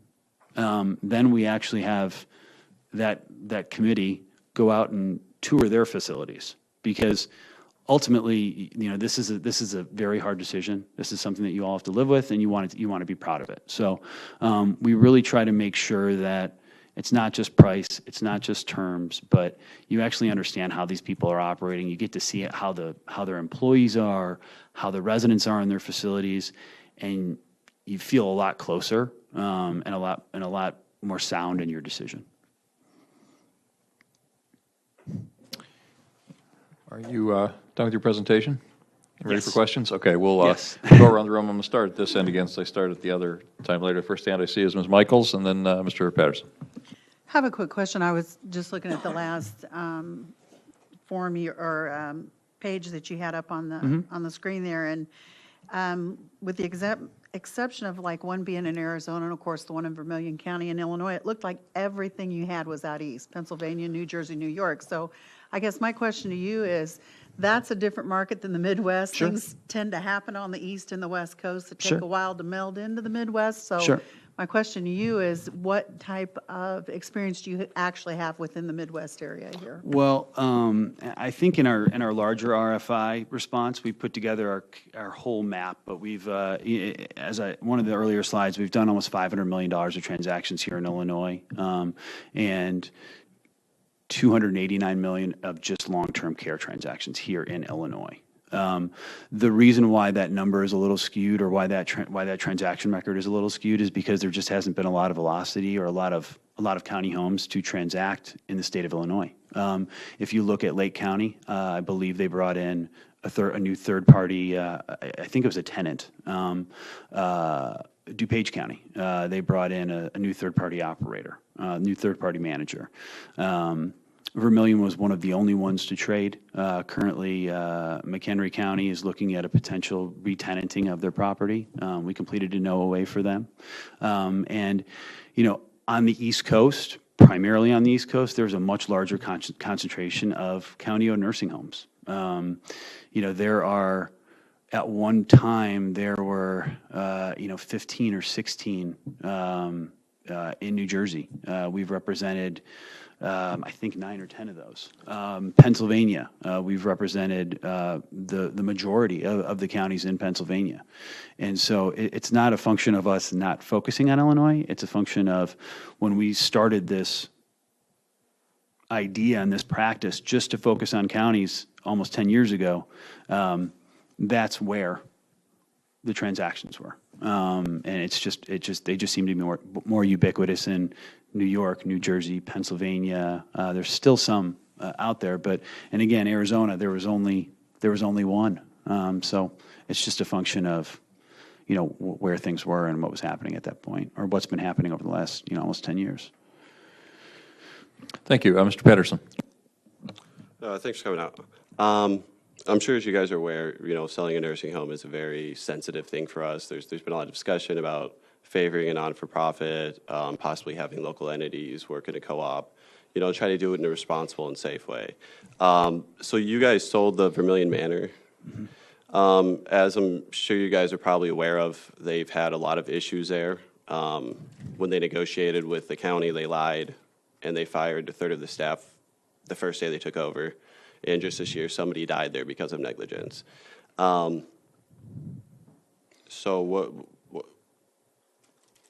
why should we trust you guys moving forward that you're going to find us somebody who is responsible? And if you could identify the mistakes that you guys may have made in selecting that group. It's a good question. I think that with Vermilion County, there were only 2 groups that were interested in purchasing the asset. And we ran the same process there. Not only did the 2 buyers come in for interviews, but our clients, Vermilion County, also went out and toured some of their assets. In addition, in that process, we did a star rating comparison. So nursing homes are rated on a star rating, as I'm sure many of you know. And we pulled all the facilities that they were operating at the time, compared that to the other group that was the other bidder. And that was a discussion and part of the whole entire process. And they scored higher in all of those instances. So I think also in terms of letting some of the workforce go at the time, it had to do with renovations with a new wing. They shut down a number of beds on part of the facility so they could so that they could infuse capital because of the time and money and effort it takes into renovating. I think that's kind of what that stemmed from. They didn't have workforce online for beds that they weren't caring for because there weren't anybody in those beds. And in addition to that, Vermilion County is one instance. We enclosed several reference letters, numbers of case studies, and we've actually, when we've been engaged or when a county's in the process of engaging us, we've actually had to put together comparisons of where previous county homes have been prior to a sale and what the outcome was a year, 2, 3 years later. And every time, majority, okay? So I'm speaking for, if you look at all of them, the majority of those properties, star ratings have gone up, quality measures have gone up, all of those things. There's no question, as I said before, when you've seen one county deal, you've seen one county deal. These are very nuanced transactions, and every facility has different needs. So, we ran that buyer through the process, and unfortunately, that's where they're at right now. But the lion's share of almost all the transactions we've done have led to very positive outcomes. Okay, so you said that their layoffs it wasn't due to just laying off, it was due to renovations. My question is, why did they lie to the county board, and why did the county board chair, why weren't they straightforward about that? Because I guess my question was, if you guys feel that you did have any missteps or mistakes, and I mean, it just seems like you're defending the actions of the owners. I assure you that's not the case. We represented the seller in that, and again, we had the same information that the seller did, and we used all the empirical data available to us to compare the 2 groups that were interested in the property. Okay, I just want to say I do have concerns that, you did make the point to defend them, to say they were doing it for renovations, but the reality is that they were not straightforward with the county, and they were not an honest buyer. So, I do think there are a lot of concerns that we as a board need to think about when it comes to that. Thank you, Mr. Patterson. Mr. Mitchell, and then if we'll take the rest of that side, then we'll go back to Mr. Anderson. Just, I was looking at your matrix, and so it looked to me like you were setting maybe a minimum bid or a minimum reserve for the properties, and then so it's more like an auction based? It's not an auction. So because I think I touched on this earlier, but I didn't really elaborate. So when you're dealing with an asset that is trailing cash flow, you typically apply a capitalization rate to it, and there's a hard fast asking price. When you're dealing with assets that are either performing at break even or losing money, you have to price the asset on a pro forma valuation. And in an effort to do that, what we do is we create a price that generates interest. Because if you were to come out and you were to take an asset that was losing, which has happened often, losing $3, $5, $6 million and asked for the market price for it, not only would you not get interest from qualified groups, but you wouldn't get interest from, many groups at all. So in an effort to not only, create interest, but we also want to get the groups in that don't have the ability. They very well could be the best groups, but they don't have the ability to pay the highest price. And frankly, we've often not sold assets to the highest bidder, or to the highest the group that's offering the highest price. Because what we want to do is we want to make sure that they have ample amount of money to provide, to put capital improvements into the building, or also implement other, strategies that'll, ensure the long-term viability of the operation. And that brings me to my second question, which is, because of the financial picture that we have, I mean, that's fact, but how do you take that to a lender and solicit funds necessary to purchase? So we have, I would say probably half of the transactions we've worked on have been cash purchases, and the others have been typically funded through bridge or balance sheet debt, and then they typically go to HUD eventually.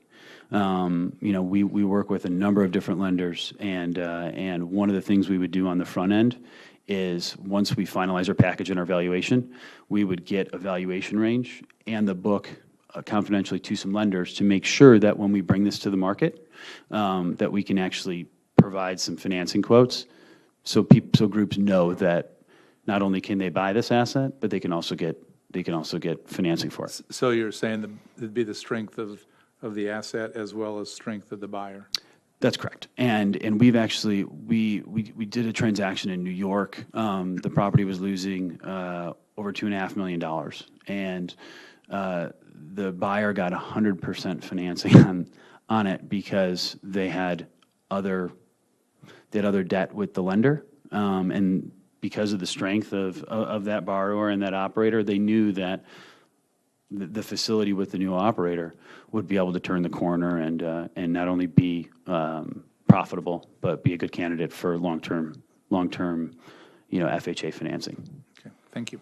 Mr. Mitchell, we'll move to Mr. Anderson now, and then Ms. Petrie, and then Mr. Marsh.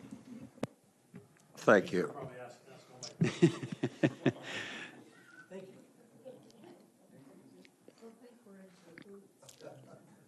Thank you. There's some questioning earlier about buyers coming in who may not perform to a level that would satisfy our more sensitive needs of providing quality care to the residents of our greater community. But it's not your job to provide a due diligence, well, maybe to assist us in accomplishing that task. It's really, I should ask you for the answer here. I don't see you providing background investigation, financial analysis, star rating, complaint rates of all the potential buyers of our home, although you may have access to some of that. We do, and we do. So right now, we're working for Morris County, New Jersey. We're representing them in the re-tenanting of their property. And not only did we have all groups submit their personal financial statements, we asked them for lender recommendations. We also looked at not only their star ratings for all the facilities they operate on a majority basis. We looked at what their tag violations were and their last 2 survey results. And when we compile, or when we receive your offers and we compile the results, we actually put them in a bid matrix. So this was in our RFI as well. There was a lot of stuff I could have put up there. I wanted to kind of get through it and answer questions. So in that bid matrix, not only are we going to take every single group that responds to this offering, but then we put in a table their price, what their earnest money recommendation is, if they've ever purchased a county home before. We break out their survey history. We give you an average star rating for their operations. We give you all of that with the offers. So typically, how it's worked in the past is we have offers due. We have a bid deadline or offers due on a Friday. And you'll also have all those offers on that Friday. And typically by Tuesday or Wednesday, we'll have a full bid matrix. And it's probably 20 or 30 cells long. And there will not, in addition to us abstracting that data for you, so you can do an apples to apples comparison. We also give you the supporting data because that's part of their RFP response.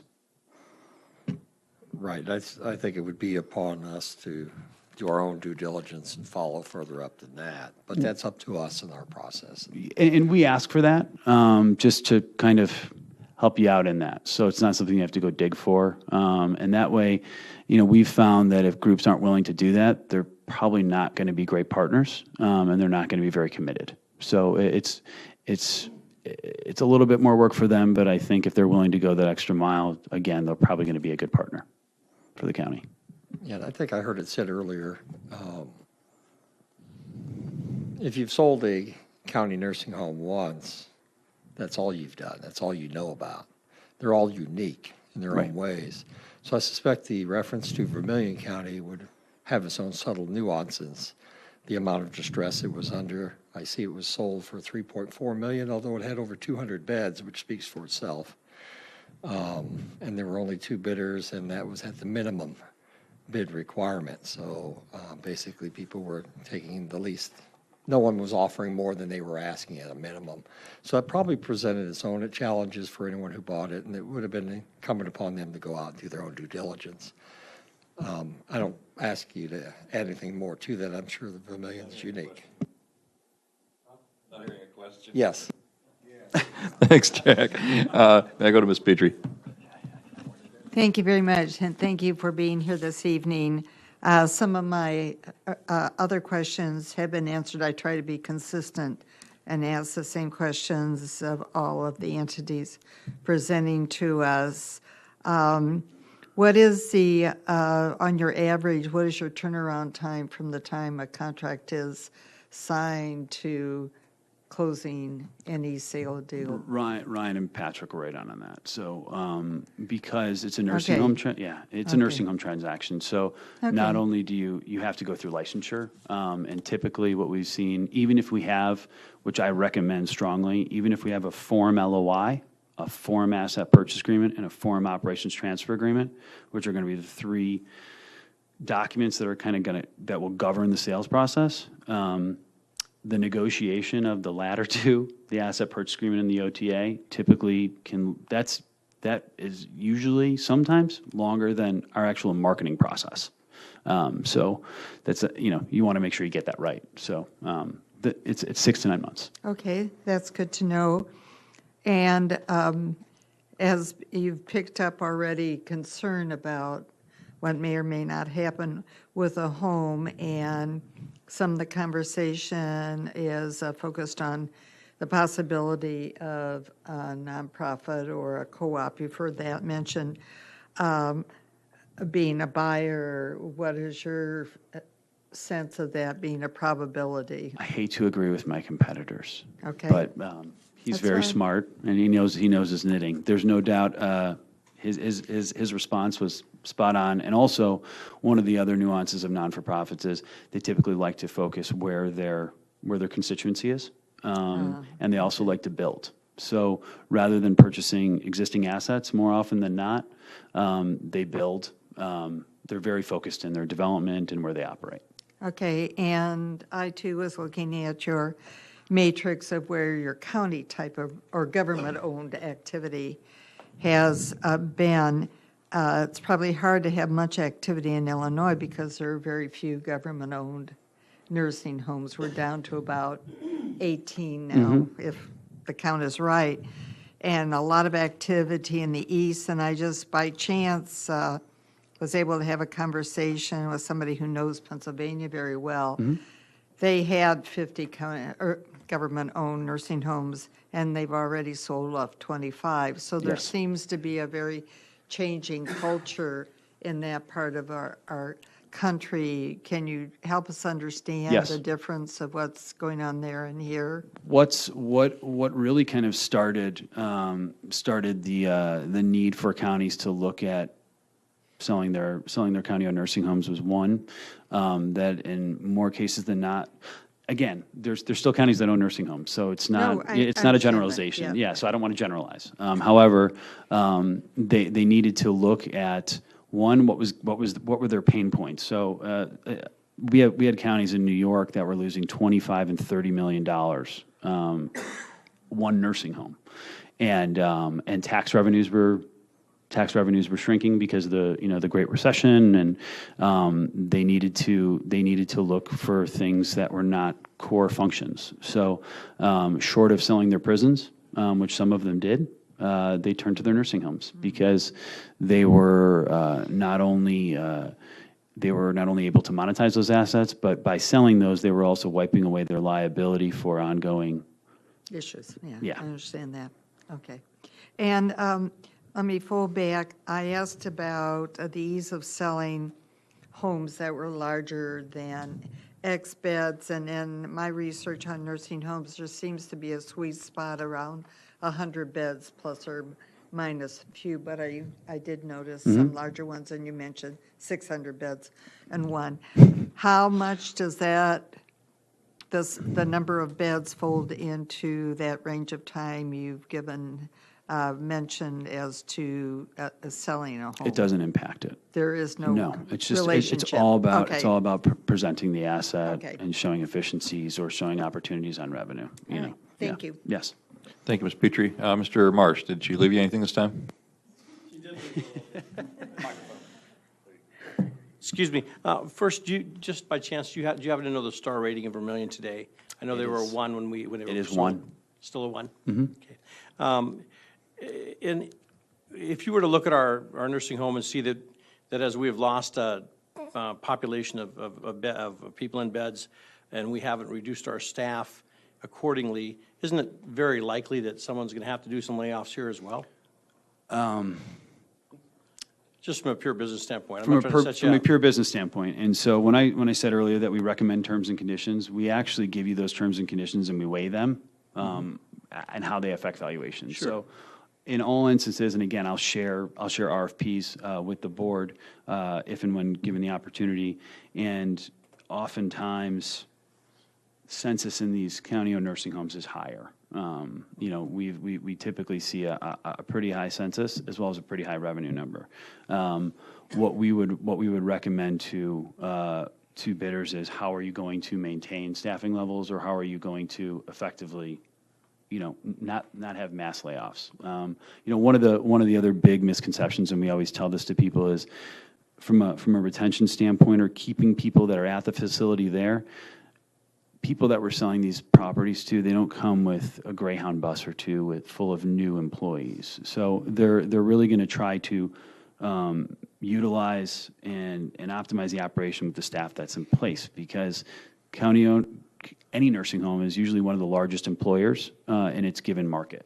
And it is counterintuitive. It is a nightmare to come in and have mass layoffs like Vermilion, but the alienation that you would go through and how poorly you'd be perceived by the neighborhood and by the town, it's just very bad. Not only from a value standpoint or an ethics standpoint, but from a business standpoint. Sure.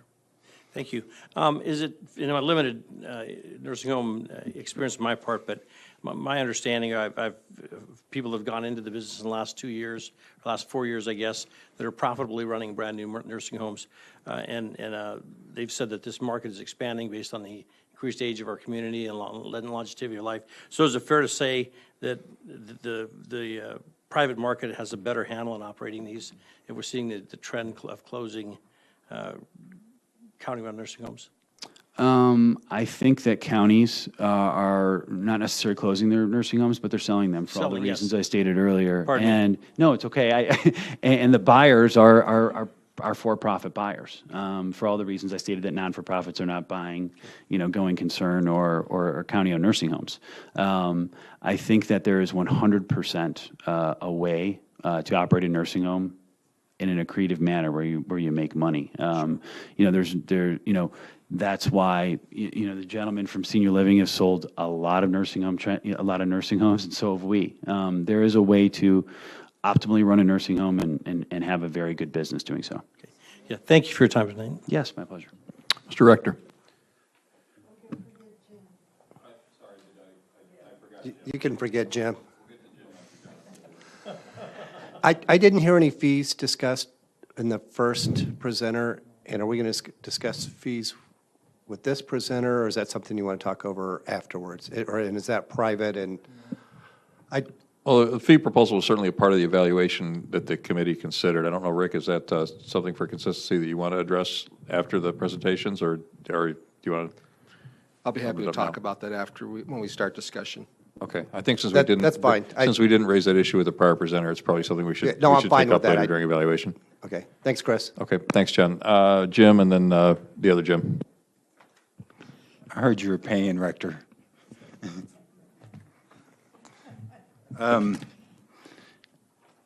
I think a good outcome is what we're looking for. And from the discussion, I know you care about what happened in Vermilion County, what happens to our nursing home. And it sounds like you have a good process for moving through the sale. I don't understand, once it gets through the sale, how you might be responsible, what happens after that. But I think as a board or for myself, I want to pick a broker that might have good experience and a good process. And we pick out Vermilion County. You've talked about the number of transactions that you've done and maybe the number that have been good. I forgot how you defined it, like a small portion where maybe didn't turn out the way you wanted them to do, like Vermilion County. How many total transactions have you done, not only in Illinois, but throughout the country? For counties? For counties, or, well, for all transactions. I mean, because I want to get an example of We've what done your four- vast experience and knowledge of. We've done of the- 454 transactions for a dollar volume of $4.55 billion. Okay. And how many do you think, a year later, or whatever, did you think turned out to be more than negative or as suggested as? You know, I would say with our RFI response, we enclosed several letters of recommendation from past county clients. And I think that that's a very good indicator of not only our track record, our ability to navigate the process and provide successful outcomes for our client. Oftentimes, I would have to go back and look at every transaction and you know, go 12 months later or 24 months later and I guess and check their survey histories and check their star ratings. I would say, you know, 90, I can't give an exact number because I'd be speculating. However, I would say that our outcomes are very positive. It's very unfortunate what happened with Vermilion, and we did put a lot of protections in that process, and that is highly unlikely for our outcomes. It's not representative of our practice and what we do or what the outcomes of this process yield. You know, we were very open about you know, who our past clients were and recommended, you know, that you all give them a call. And I think if you speak with Bill Donahue from Vermilion, he would say that, you know, we did run a good process and we were good partners in it. We actually provided him as a reference in our RFI. Thank you, Mr. McGuire. Mr. Goss. Thank you both for coming down this evening. I just had one question. I was on the review committee, and I was impressed by the ability for you to not only evaluate, but also dictate sort of terms and conditions.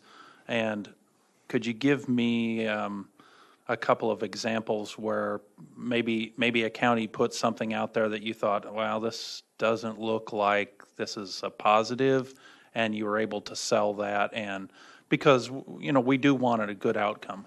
Well, it's best for us to walk away from this if with a sale that pleases everybody, and that means patient care, that means all the things that are a part of it. But you know, I know you're going to deal with politics, and you do deal with that when you deal with counties everywhere. But give me an example, I guess, of a term and condition that you thought was impossible at the beginning, and all of a sudden it was a success. Sure. So again, on the front end, what we do is we provide you a table of, you know, four categories of terms and conditions, and we give you we rate those on a scale of 1 to 10 of how they will affect interest and value.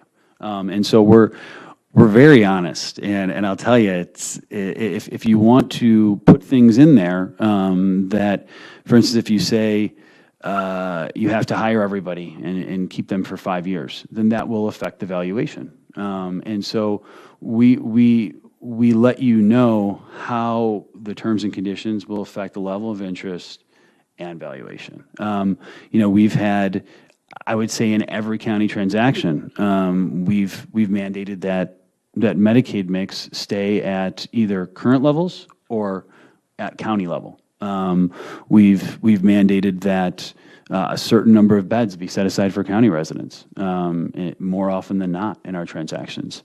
We've recommended that all current employees, pending a background check and interview, are offered employment. We've even had we've had a transaction where the buyer had to keep the county's collective bargaining agreement in place for, I think, a year, because they had renegotiated it and extended it prior to the sale, which I told them you should give the buyer the optionality to do that. They did it anyway. That was the 605-bed nursing home, and it was a really good outcome for the county. In that deal, they also mandated that all of the vendors stay there, I think, for 36 months, and we were able to get it done. Yeah, my pleasure. Thank you, Mr. Goss. Mrs. Cruz. You'd mentioned excuse me, Lake County and McHenry County, and could you just elaborate on the difference between a tenant sale and a direct sale? Absolutely. So under a tenant sale, we'll talk about a direct sale. A direct sale, you not only sell the real estate, but you sell the operations. So there's no more obligation as it relates to that. In the event, and you have a capital event. So, if you sell your facility for $10 million, you get $10 million. They have all of that. They sign their asset purchase agreement through OTA. They go through the process as we stated. But if you're selling just the operations, which is like kind of where you're re-tenanting the building, but you're not selling the real estate, you don't have that capital event. So you don't have a sale. But what you do have is you have somebody that is committing to a 10-year lease with a fixed lease payment over the course of those 10 years. Typically how it works is we would build, again, back to our financial valuation methodology, what we do is we come up with what the potential net operating income would be after year 1, year 2, year 3, and then we put a lease coverage ratio over it. So to make it very simple, the lease coverage ratio, it's like if a facility should be generating $1 million in cash flow, okay, after the operator's 5% management fee, they should be able to pay, call it $650,000, $700,000 of lease payment. The reason why you don't want that $1 million of, you don't want all their cash flow is because if something bad happens, they're going to be losing money and they might give you the keys back. So we've ran double barrel approaches where we've actually offered it to buyers as a lease or as a purchase. Sometimes, respondents will give both proposals. These are the only two McHenry that's looking at a potential. We're not engaged by them, but they said that that's what they were looking at. But in the case of Morris County, New Jersey, the only thing they wanted to do was re-tenant the building, and so those are the only proposals we received. And again, they're definitely different. The downfall is, and this is why when we've offered it as a double barrel, like a dual kind of process or a dual avenue, every single time our clients have chosen the purchase because they look down the road and they go, okay, so if Medicaid gets cut again, or Medicare length of stays get cut again, or the state doesn't pay for 6 or 7 months, not only are these guys not going to be paying the lease payment that they promised us, but the operation might fail, which is, then you get the keys back to the building, or worse, it closes.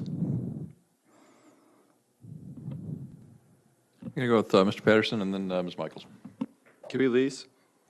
Because I'm right that the state's attorney said that we can't do that, right? In our previous analysis, we thought that leasing would be problematic in the sense that it would establish somewhat of a PPP or public-private partnership. So I'm not familiar with what the retenanting process is, if that's maybe different from a regular leasing arrangement.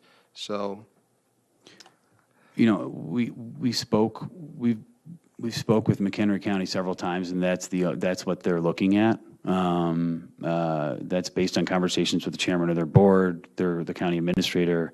They do not want to sell, and they're looking at the potential for a retenanting. And obviously, county to county, states and states, you know, New Jersey has very strict local land and buildings laws. State to state changes. You know, in New Jersey, unless you move something over to an improvement authority or a building authority, you have to sell everything at auction. So you don't even have the benefit of comparing, you know, the buyers through like a sealed bid process, which is what we would recommend here, is a sealed bid where you can actually negotiate and not be bound to take the highest offer. I guess one of my questions then would be, you know, we have an operating levy currently, and we're also paying off bonds on the property. So relative to retenanting or leasing, wouldn't there be a concern about intermingling of public and private funds? I would defer to your county counsel on that, but I would tell you that if you do have outstanding bond debt or other financial, you know, other long-term debt or near-term debt obligations, with a retenanting, you're not going to be able to satisfy those more than likely. I would say, though, that in response to your question, Mr. Patterson, the statute does specifically use the word lease. The same statute that deals with the sale, disposal, so forth of a nursing home does specifically refer to leasing. So I think there may be options available along those lines. It's also quite likely that we, in attempting to do so, maybe there's another county. Sorry, what was the county? You said McHenry was looking into this? McHenry, yes. You know, that is a source of research that we could look to, because they presumably already answered some of these questions if that was an approach that this board was interested in doing. It's likely that given the given the relatively small number of county homes, maybe nobody's ever really asked the question before. So I think I would be hesitant to immediately latch on a preliminary opinion from the state's attorney right at this point saying what we can or can't do. And I would say there's ample need to look further into what our options are. My impression has certainly been that a lease is legal, although the word lease covers a lot of ground. So I think that's a very good question. Did you have a follow-up? Or? I guess just a comment that since December, we've been under the impression that that's not even an option. And so okay, yeah. Was that not what am I misinterpreting what the state's attorney's office said?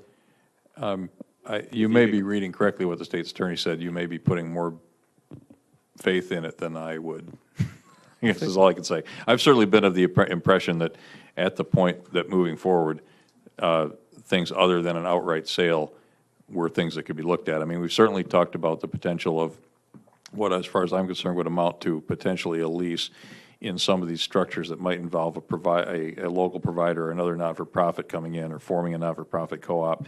Those would potentially be long-term arrangements or something that would require a transition over time. So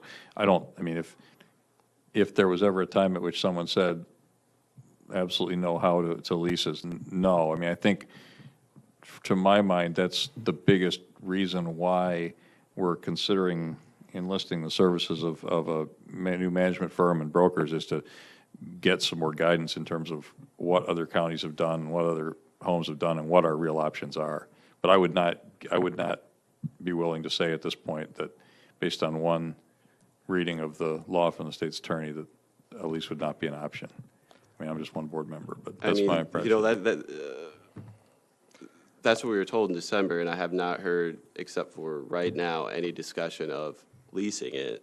And we were always under the impression that wasn't an option. I mean, at no point was that presented as an option. So I'm just confused, right? Am I the only person that interpreted the state's attorney's ruling that way? Because I thought that was pretty discussed. Well, as I said, I think you certainly read I read the same thing from the state's attorney, but as I said, there's, you ask an attorney, you ask multiple attorneys, you're going to get multiple answers. So I think there's still room to consider more creative solutions than an outright sale. I'd go to Mr. Weibel, who's about to jump out of his chair. To clarify that a little bit, the state's attorney often tells me it's an opinion. It's not a ruling. Judges make rulings, state's attorney make opinions. And they're like, say, it's possible their opinion is wrong. The complication we have here, of course, is we have this property tax levy, which we're collecting.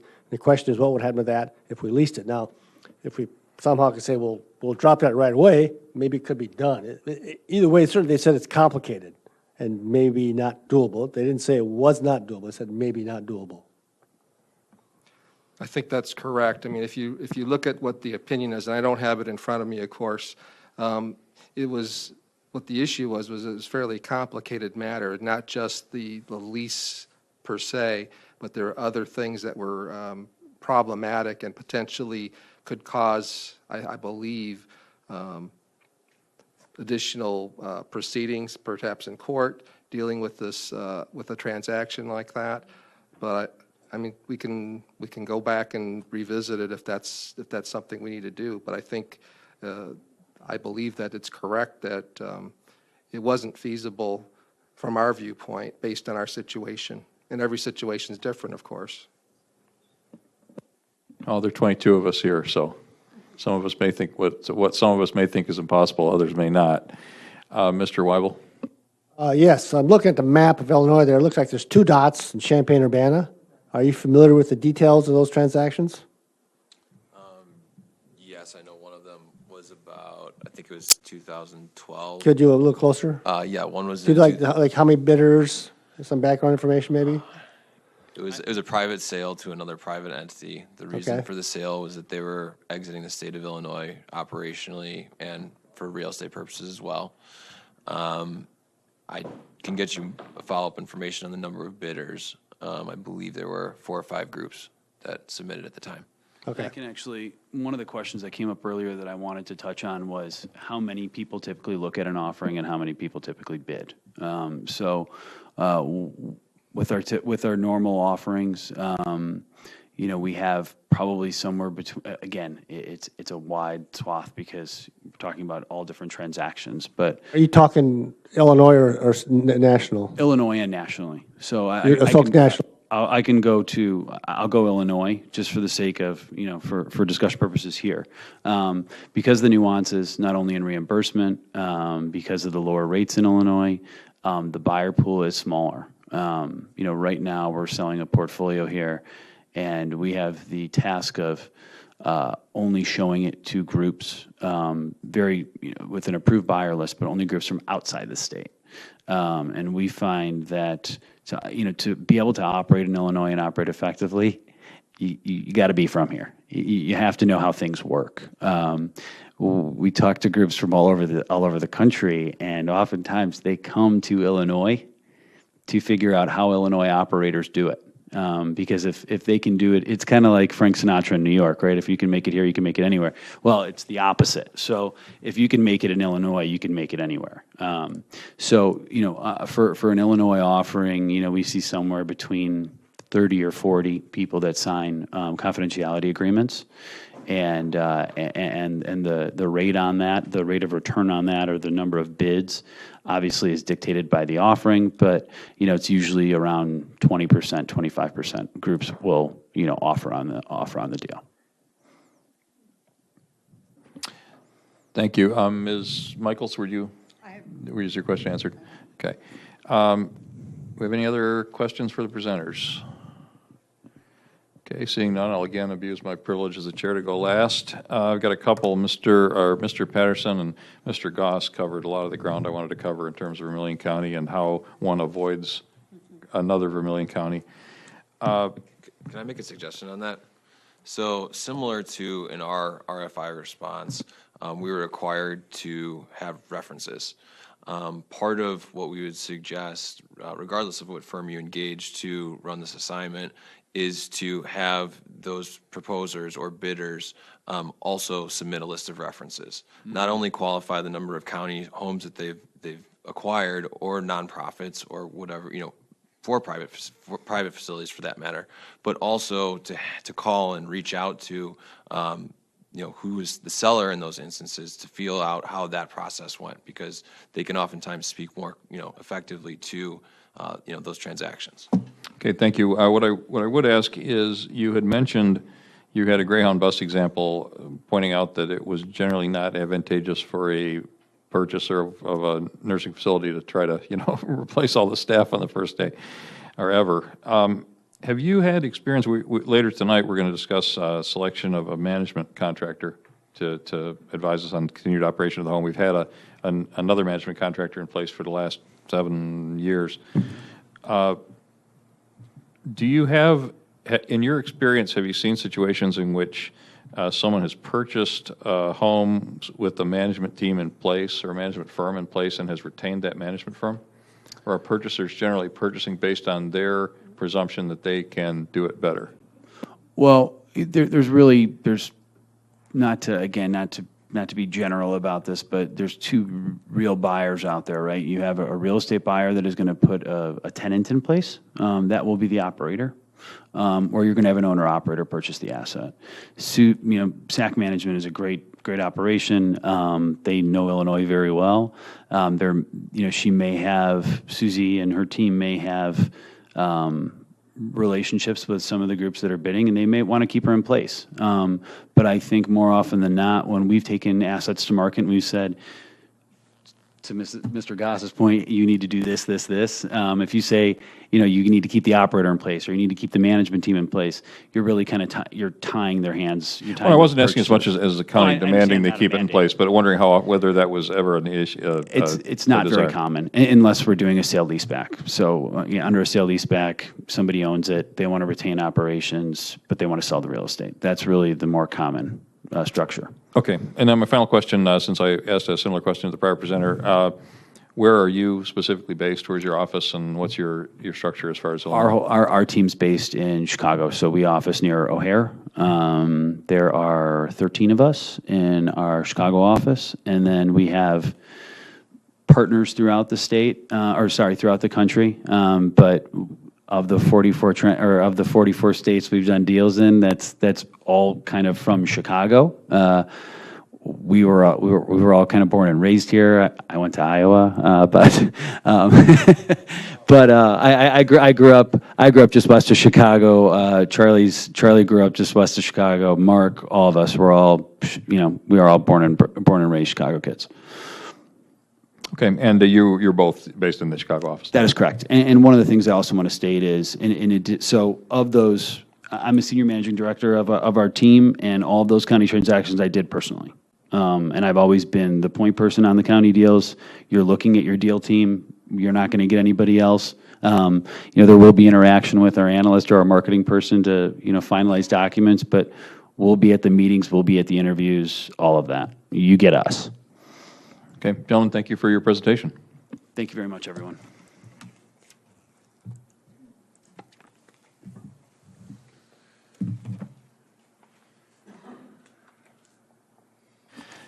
Okay, I will defer to Mr. Snyder at this point in terms of what direction he would like the board to take. Let me talk a little bit about some of the questions that were raised. The first one regards the fee proposal. As I read the contracts, both of them are essentially contingency arrangements, meaning that a fee would be due upon sale or other transaction of the property. In this case, Marcus and Millichap has proposed a commission fee of 2.5%. Senior Living Investment Brokerage has proposed a fee of 3%. So they're fairly close. There's a 0.5% difference on that. Obviously, on the size of the transaction, it does make a difference. Are these negotiable at all? Since this was done under an RFP, I think maybe. The other thing is that I would just caution the board. I know that we've raised the possibility here of a lease. I have a lot of confidence in our state's attorney's office, though, and I know that they've looked at our specific situation. It doesn't mean that we can't go back and look further.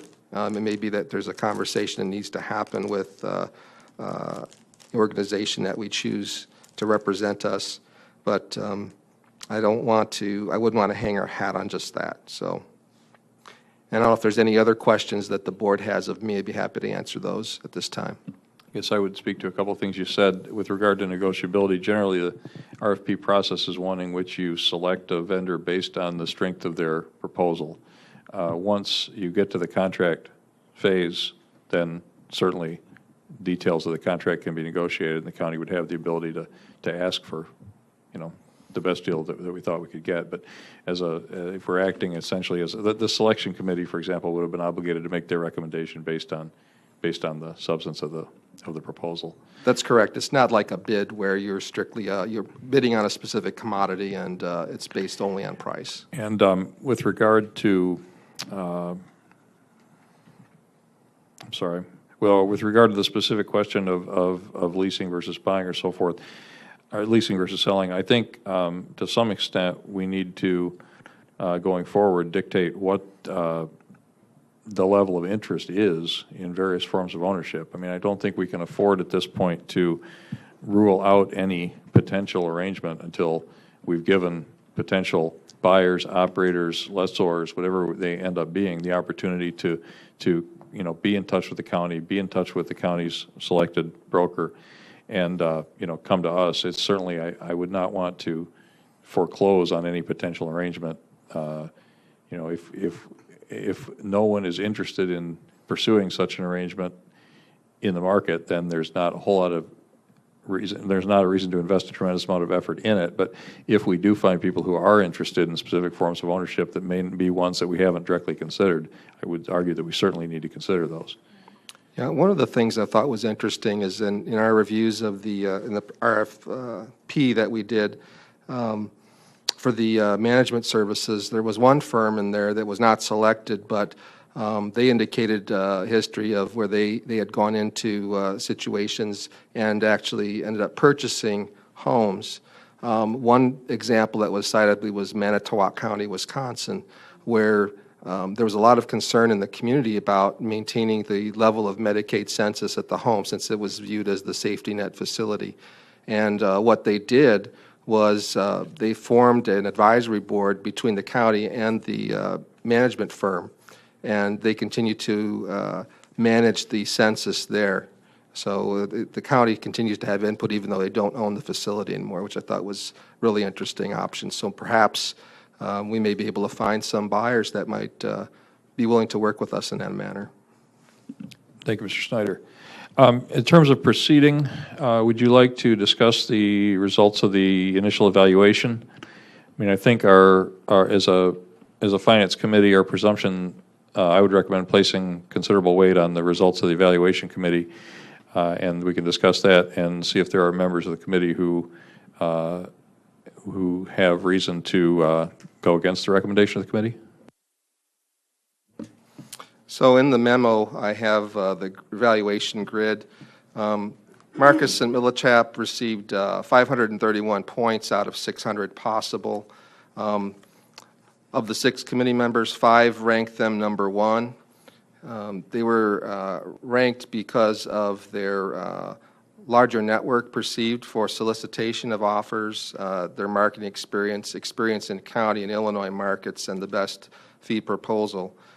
Senior Living Investments Brokerage received 467 points of 600. They received 1 committee member's vote for number 1. They also have extensive experience in marketing of skilled nursing facilities and in the Illinois market. One thing that the committee noted was there was a concern that they may be a somewhat smaller firm and potentially more limited capacity in some of the additional services that the county might desire. That's just the opinion of the committee. Thank you. Are there members of the committee who would like to speak to what we heard tonight or to the recommendation of the evaluation committee and or to make a motion with regard to the recommendation of the evaluation committee? Mr. Goss. Yeah, I spent a lot of time going through these proposals. I found, I didn't come with much experience in the nursing home stuff, but a lot of real estate experience, and found the proposals to be very informative and very different. I guess I would like to say that I would offer a motion to accept the RFI from Marcus and Millichap. We'll take that as a motion, and Mr. Mitchell, is that a second? Thank you. Is there a discussion or comment on the motion? Yes, sir. Treasurer.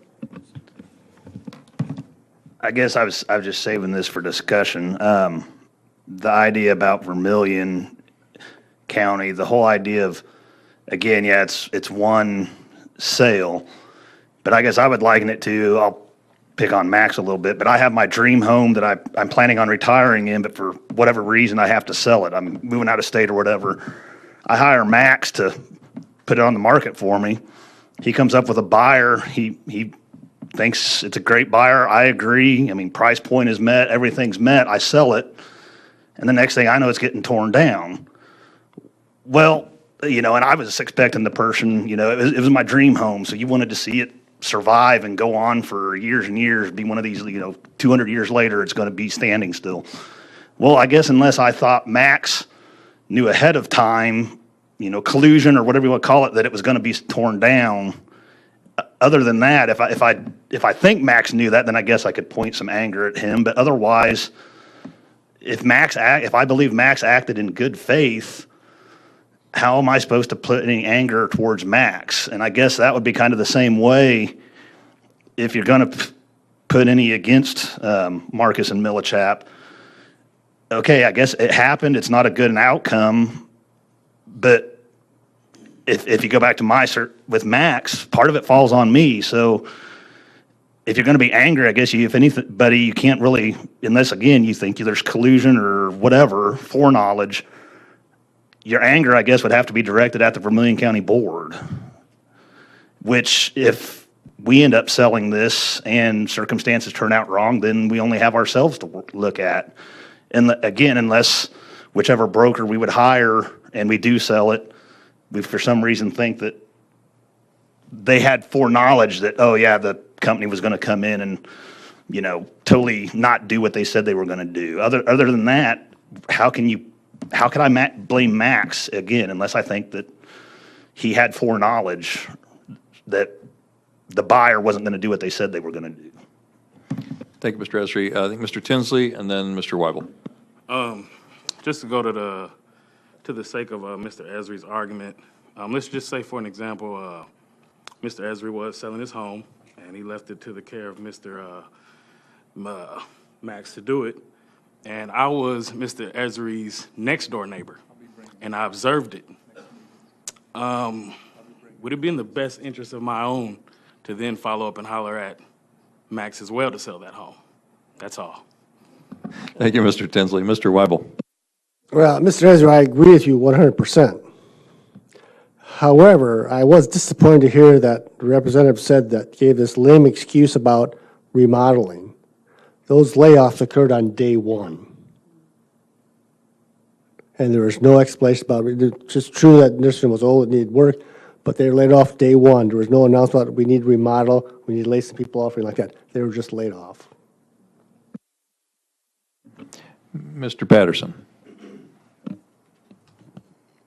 I guess to go back to what Aaron was saying, if it's not their responsibility, then why did he sit there and make excuses for them? And not only that, I'm willing to sit here and say that that's a lie. Has anybody here ever heard that they did those layoffs because of remodeling? And if so, why would they lie? So this is the person telling us, that's not our fault, you should trust us. Then why are they making excuses?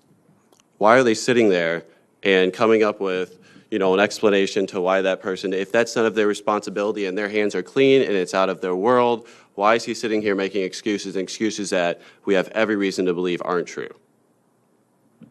I just think that we're not talking about tearing down a house, we're talking about human beings. And I think that's something that we all need to take into account here. This is not a decision to make lightly. Do you guys want it on your conscience? Do you want to be the person whose headline in the newspaper says utterly shocked? Do you want to be that person? Because I don't. My constituents didn't send me here to do that. In fact, they spoke clearly. And a lot of people, I've heard people say elections have consequences, and they do. And I can tell you right now, on April 4th, in my district, in 6, in 8, in 9, in District 10 and District 11, at least 60% of the voters said they did not want to sell this place. So I say to my colleagues who fall into that category, is this what you want to do? Do you want to sell the nursing home? Because if you don't want to sell the nursing home, then why hire a broker? We've seen what can happen when you take it out of public hands. We've seen the risk. Remember, we're talking about human lives here. Mr. Marsh, and then Mr. Anderson. Just in respect to the comments that the folks made, I think that they were asked for their best guess, and they gave that. And I don't think we could insinuate that they weren't truthful. I think that obviously that goes on the company that did what they did. I've sold a lot of grocery stores in my life, and I've seen people lay off everyone in the whole store, and the owner cry because people that worked for him 20 years were gone because somebody wasn't honest, stood there and shook his hand. We can't account for that. What we can account for is we can set parameters in the sale that say is you have to keep the people for 2 years. They gave us opportunities to set those parameters. And I agree with our friend here that this is people we're dealing with. The people have to come first, and so we have to very carefully set those parameters in a caring way. At the same time, we can't chase rabbits for another 6 months until until we lose our other options, because in fact, there are opportunities in private industry that will improve the star rating of our own home. We're throwing rocks at a home in Danville with a 1-star rating. What do we have, folks? I mean, yeah. So, but again, is that where we want to be? Is that what those folks want to be? If we care about those people, I can tell you that I had a grandmother in that home for many years. And she enjoyed her life there. And so I do care about the people there, but I think we should do what's right for the people here and what appears to be working best in the industry for these people. I don't see any negative to seeing a nursing home being run better by private industry. I don't see any issue or problem with that. And again, we just can't keep chasing rabbits and throwing rocks at people. We should say what's the best for these people and do the kindest, most loving thing, and that's to give them the right kind of future with finding the right partner. Again, by setting these parameters these folks set, I think we should be, I think that's where our diligence starts. Thanks. Thank you, Mr. Marsh. Mr. Anderson. Well, Mr. Marsh took the words out of my mouth and eloquently spoke them. This is really about providing the best quality services that we can to those in need of skilled nursing home care. I know the outcome if we keep this home. We see it from the auditor and the treasurer.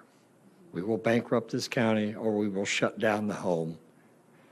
And while it's closing down, there'll be a lowering of the quality of care over there. We cannot not take care of our mandated functions here in the county. I don't see any other options. Mr. Marsh pointed out, as we heard from the speaker, we can place provisions on the sale that satisfy us. Thank you. Thank you, Mr. Anderson. Ms. Petrie. Oh, a lot of hands. Ms. Petrie and then Mr. McGuire. Okay.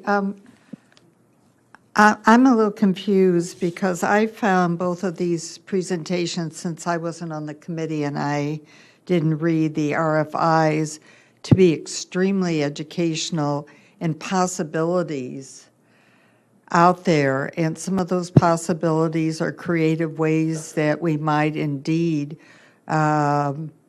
look outside the box on things that can make this nursing home sustainable, things that I have never, ever, ever heard any of us talk about in all of this time of talking about the nursing home. And it appears to me we have two entities here who have done things thinking outside the box. Some of them have done them in other states, so they function under different laws than we function under Illinois. But they certainly have laid out, both entities, things that a county can do in laying out what they're looking for, what they would like to see happen. Maybe it'll turn out that there's a turnaround that can happen with the nursing home. We don't know. But to continue to make an argument that we shouldn't explore these things, I'm not understanding that part at all. Just because we're exploring them doesn't mean that we're taking any final action. It's exploring and looking at what our other options are. Otherwise, we have been stagnated and sucking the ether out of the air for months without any movement. Thank you, Ms. Petrie. Mr. McGuire and then Mr. Harper. Thank you, and I agree with Patsy. It's going to take 6 to 9 months for a broker to complete this transaction, and from the treasurer and John Farney's description, the auditor's description, that's a likely time in that area where things can go really wrong with our budgets. So we have to make a decision. And talking about Vermilion County, I don't know that anybody understands what the new buyer's decision was unless they were part of that discussion. To question this broker over that, with the number of transactions he's done that, as he said, turned out to be positive transactions, to have this one happen a way people didn't want it to, and then use that as a reason not to hire him. The death of the home in the home, I think we all understand how that works. Nobody knows what Medicaid or the HIPAA violations would be if anybody understood how that process worked or really understood really what happened in that issue. So it's all just conjecture of what's going on over Vermilion County. You may say that the death happened, and it probably did, but why and who is responsible for it can't be this person. It probably has something to do with the company, but why and what the situation was and what caused it has nothing to do with them. But what we need to do is make sure that we have a positive outcome and pick a broker that will move through this process and help us move through this process and get and if under the way that Chris Alex discussed, that is positive and brings us the best outcome. So, of course, I will support this motion, but we need to move forward. We don't have the time, and we have a good presentation from both groups, as Patsy said. Thank you, Mr. McGuire, Mr. Harper, and then Mr. Patterson. We're putting way too much emphasis on this Vermilion County home. I live a mile from the Vermilion County line. I personally know and is a good friend with the current board chairman. I knew the previous board chairman. Their vote on a 27-member board was 26-1 to sell that home. You had a 200-plus room facility that brought $3.4 million, if I read that right. That home had a lot of problems. Structurally, the roofs were leaking. They had problems, and they had to do something about it. They were in the hole, owing money to everybody. Just sounds familiar to this. So let's don't put, that was an older home, had structural problems. They had the support of the county. They had to do something. Like I said, they had buckets set out collecting water. So let's get off this Vermilion County deal. Let's hope whoever we choose here, and I think they both gave great presentations, can come up with options like Mr. Marsh and Mr. Patterson do that care for the people of this home, whether it's a private home, non-for-profit. Let's find somebody that provides care, because we cannot continue down the path we're in. $3.6 million to the vendors, 1.2 to the county, looking like could be 1.8 by the end of the year. You have $2 to $3 million worth of deferred maintenance we haven't done to that home. Somebody tell me where the money comes without neglecting every mandated thing this county has to provide. Thank you. Thank you, Mr. Harper. Mr. Patterson. You know, I notice since being on this board, a lot of times we talk about numbers when we talk about the nurse home. We're dealing with human beings here. And we've been told that, you know, we could find a nonprofit option, we could find somewhere that's not going to lower care and to maximize profits, find somewhere that's going to do, you know, essentially what we're trying to do and do the right thing. Well, the reality is that the two firms tonight both said that there's probably no chance we're going to do that. That selling to a for-profit is the most likely probability. So anybody who's in this room who has any hope that if we were to sell it, we could do it through a non-for-profit, please push that aside, because they made it clear to us that's not going to happen. So please, when you think about doing this, think about that. Thank you, Mr. Patterson. Anybody else? Mr. Goss. Yeah, I don't really understand where we get bashing private business. I mean, just because it's for-profit doesn't mean it's poor care.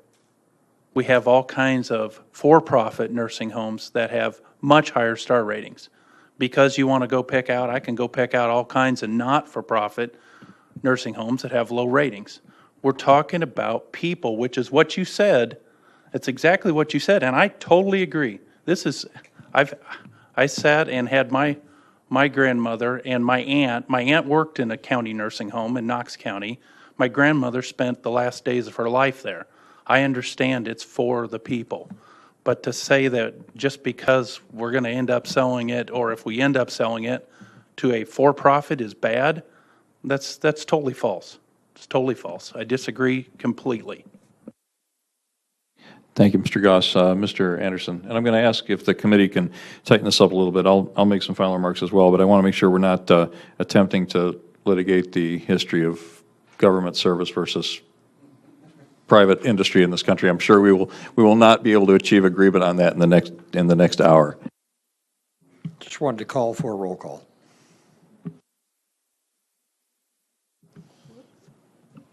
I think we have a roll.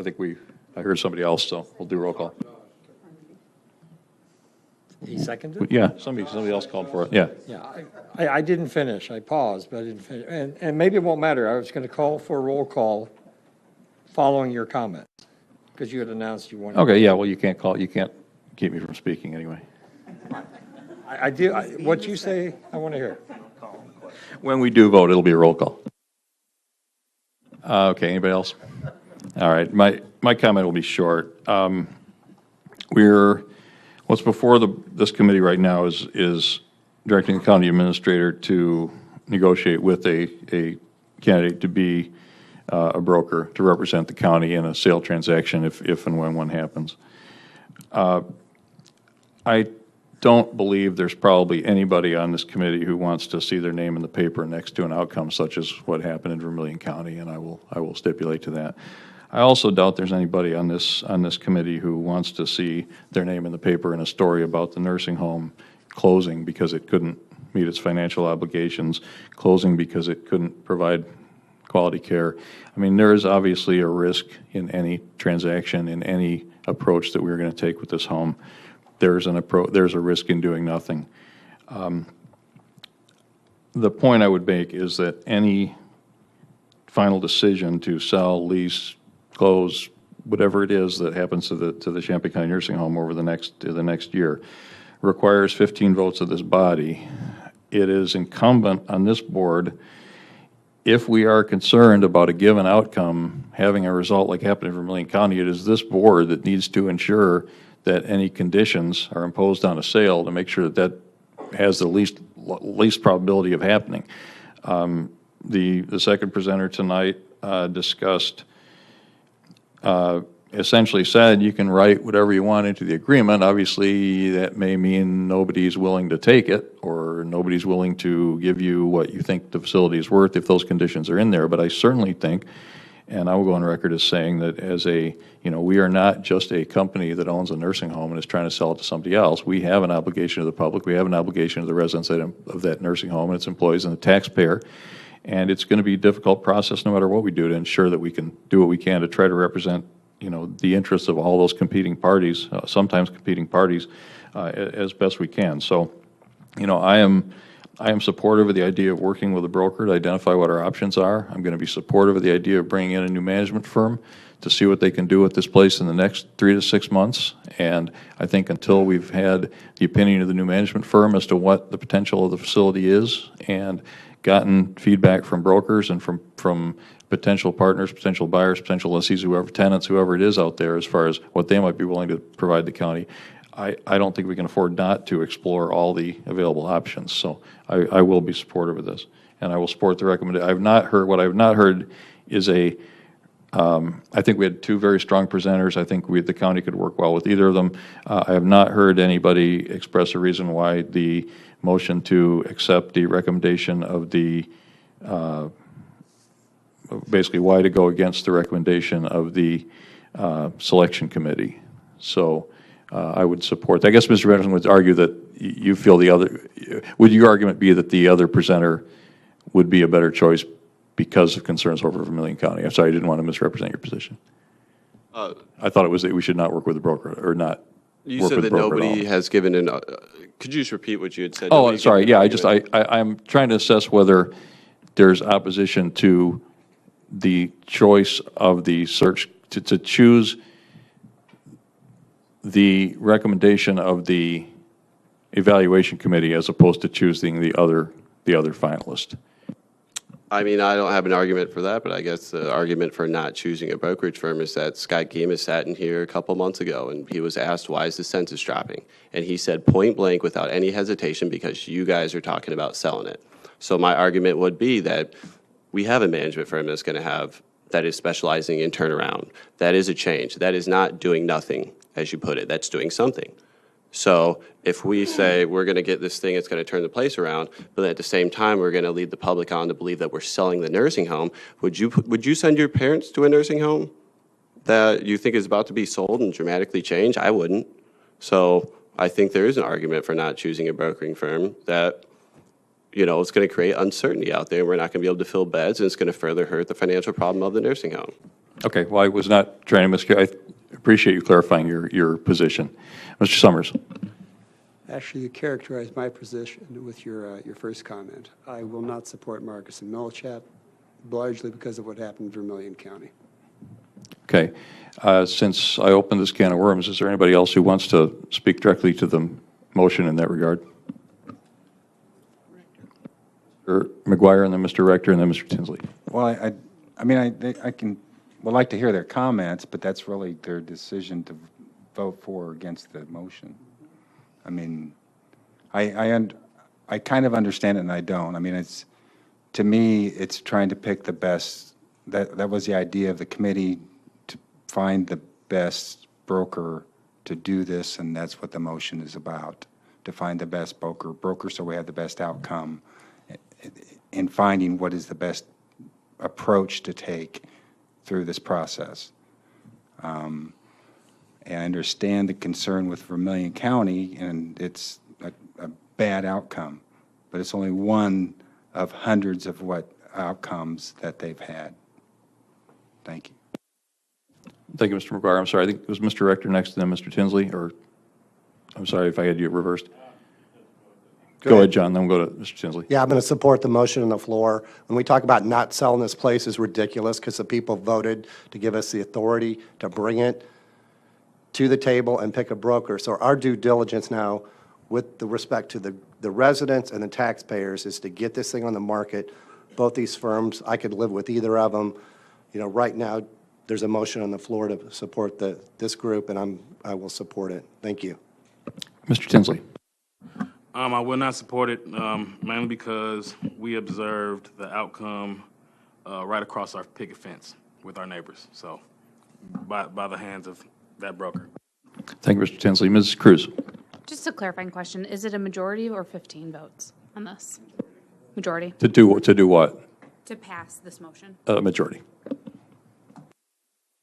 to direct the county administrator to pursue negotiation with this broker, but also to send to the full board with a recommendation for approval, right? I mean, any formal, any official engagement of the broker would require the vote at the full board as well.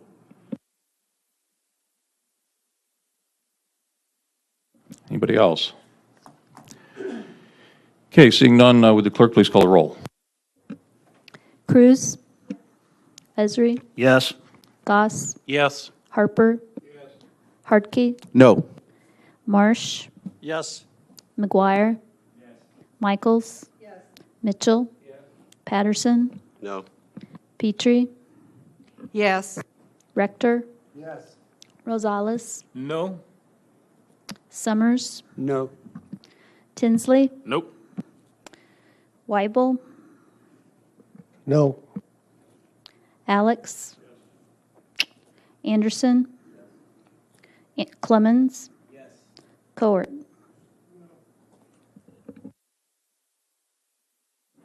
Can we have a count?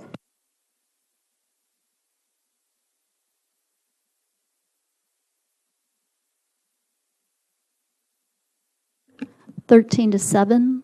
Thank you. The motion carries. We have next on the agenda discussion of the selection and approval of a firm on RFI 2017-4. This is with regard to the management services for the nursing home. I would ask that we have a 5-minute recess.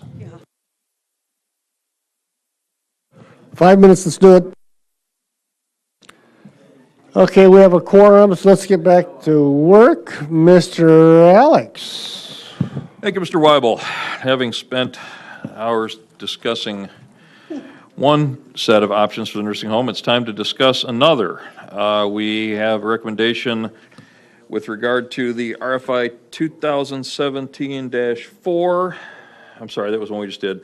Approval and award of contract for RFP 2017-5 for nursing home management and consulting services. And I would ask Mr. Snyder to take us through where we are at this point. Thank you, Mr. Alex. Before I get started, just wanted to mention, I had our evaluation committee here. It was a mix of staff, county board members, members of the nursing home board, and community members. So I just want to acknowledge them. Of course, I was on the committee, Mr. Alex, Mr. Anderson. We also had Al Nudo, who's a former county board member, and we also had Claudia Lenhoff, who's director of Champaign County Healthcare Consumers. So we had a really good, diverse group of people to look at this. And with this one and also with the RFI committee, I just want to say thank you for all the work that was put in. There's a quite voluminous amount of materials that had to be gone through and vetted, and also discussion time devoted to that. And I think everyone did a very conscientious and thorough job on it. So kudos to everybody on that.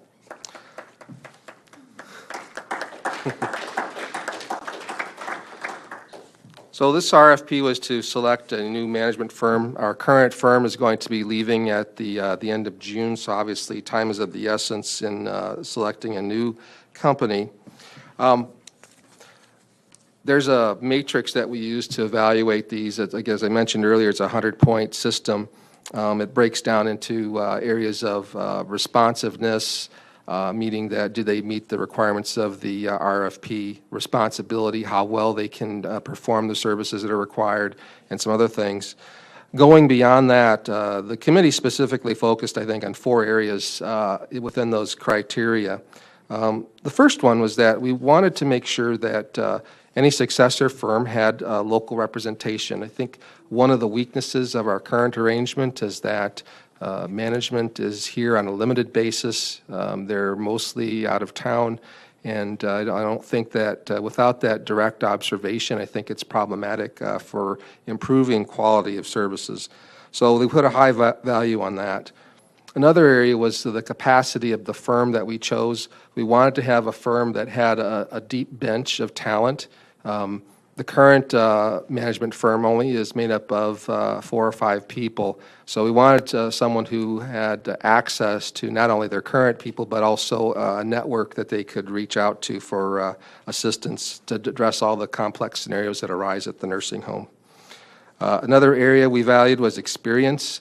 We wanted a firm who not only had years of experience, but also years of experience dealing with difficult situations. The fourth area was on vision and sustainability.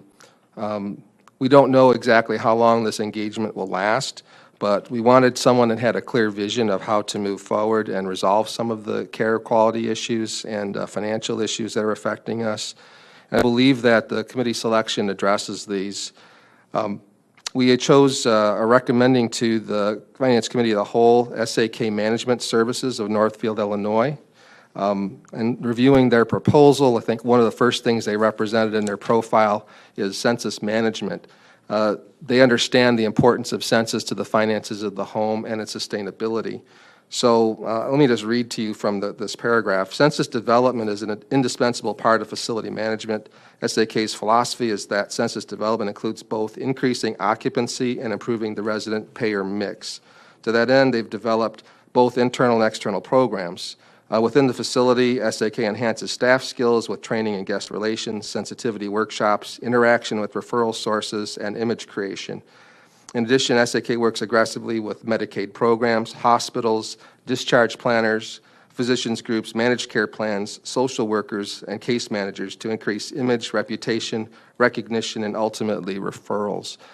This is really, I think, an area, I think the Nursing Home Board has talked about this at length, that we have not had any sustained efforts in the area of marketing the home to the community, doing more outreach to the hospitals, particularly discharge planners that send people out to facilities. So I think that this was a very exciting part of this proposal for it. Along with that, they also focused on finance, helping us work through billing challenges. Billing is a very complex subject within the long-term care industry. You have to be very careful when you're dealing with Medicaid payments. Things have to be done exactly right, otherwise you can face penalties and also jail time if you don't do things the right way. Overall, we were pretty pleased with their responses. They received, I believe it was, I want to say 441 points out of 500. I'm looking at the wrong one here. Yes, 441 points out of 500. The next closest offer was at 425. However, SAK also offered a more attractive proposal in terms of its pricing. One of the things that I thought was, or we thought that was a strength of this proposal is that they have proposed a percentage reimbursement based on revenue received rather than a fixed fee. This is a built-in incentive to increase census. The more people they bring into the home, the more money they make. The fewer people in the home, the less money they make. So it works both ways. I think it's a good way to try to incent improvement in the performance of the census. So I'm happy to answer any other questions, but again, the Evaluation Committee recommends them for approval. Thank you, Mr. Snyder. Any questions for the County Administrator? Mr. Mitchell. Motion. A motion would be in order if someone wants to make one, or we can ask if you still need more explanation before you're willing to make a motion. That's okay, too. I'll wait till there's a motion.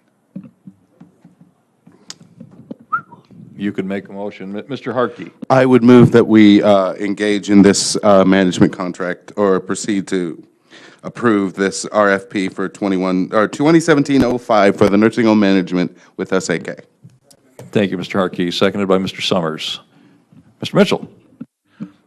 Can we make the our agreement conditional upon that it doesn't run past a sale if we have a sale? Yes, we've already forwarded a draft contract from the SAK to the State's Attorney's Office, so we'll be negotiating terms on this. That will be one of the discussion points, is exactly how long the term will be.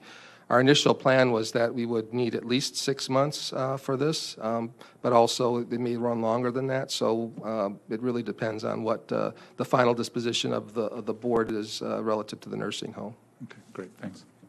Thank you, Mr. Mitchell. Anybody else for the County Administrator? Ms. Petrie. Or discussion on the motion.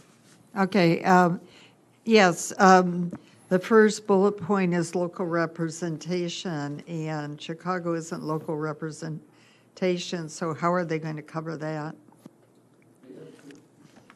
they have committed to a minimum of 3 days on site each week, and that does not include the administrator who will be here full-time. But they will be here a minimum of 3 days a week. And initially, I anticipate they're going to be here much more as we engage them for the transition. I've already talked with them about transition activities. We have already started discussing the exchange of documents and due diligence so that we can effect a more expeditious transfer once the county board approves this. May I have a follow-up? Just for clarification and for the public, is my understanding correct that the administrator will be a county employee, not an employee of this company? We don't believe that it's going to be a county employee at this time. Right now, I think for time's sake, it would make more sense for the company to provide us with one of their administrators. However, we do have the option of selecting another person outside their firm to act as administrator. I still have the information regarding the recommended administrator that had worked previously for Heritage Homes through Kathy Emanuel. Their CEO had provided excellent recommendation for this person, and they are available. So what we may do is, just for time's sake, we may proceed with initial use of their administrator. We could certainly transition to a different arrangement. Yeah, except I need to interject something there because I think I gave the Democratic caucus bad information based on what happened at the selection committee meeting. At the selection committee meeting, it was my impression that SAK would expect the county to hire the administrator, but that they would be able to provide an interim administrator until we were able to do that. It sounds like further discussions have happened. That's correct. So we've had initial discussion about all the contract terms, and that was one of the things that it seems like it makes sense for them to maybe provide the initial person. But if we feel strongly that we want to have that person be contracted directly with the county, we could certainly do that too. I don't think there would be an objection. I think the problem would be that there's not going to be a lot of time for them to vet the person because they're obviously going to want to make sure that that person meets with their standards for service. I think what was discussed was beginning on day one, it would make sense for them to provide a member of their team to serve as the administrator. My impression was that over the longer term, and maybe you're to the point now where you're not thinking you're not willing to commit to a longer term. Obviously, you're not going to be able to hire a full-time employee for 6 months. Yeah. Anybody we hire is going to want to have a longer commitment than that. So that may have been what led to this change of thinking. But I wanted to make sure I wanted to understand, make sure we're all on the same page here, because based on my takeaway from that conversation before we discussed term, had been that the expectation was that their management fee would cover their management services, and the county would then hire an administrator. I think we're talking about the same thing, maybe just a slightly different wording, but that's my understanding also. The fee didn't include the administrator, so we were discussing, we would have to bring in another person, but they can also provide that person. So I guess, I don't know if that helps at all. They can identify that person. They can actually provide somebody. Okay, I had viewed that as a shorter term, as more of a transitional solution rather than something that would last more than a couple of months. Mm-hmm. I don't know that it makes a big difference. I mean, we'll have an administrator there. The county will be paying them, and they will be answerable. They will be answerable to the county, is my understanding, right? Even if they provide it, I need to better understand this proposed arrangement, just to make sure I understand what we discussed at the search committee meeting. Because it was clear that the consultant is flexible, or the management team is flexible, but I'd appreciate some guidance as to how you see this going. I think that we need to proceed with their administrator initially, but we could definitely pursue the other candidate that we have, or hire somebody directly with the county to perform this. And hire, we could contract for that person, so we would control the person essentially. Okay, I think that's a discussion that we need to have with the nursing home board of directors needs to have with some input from the county board as well. I don't think that's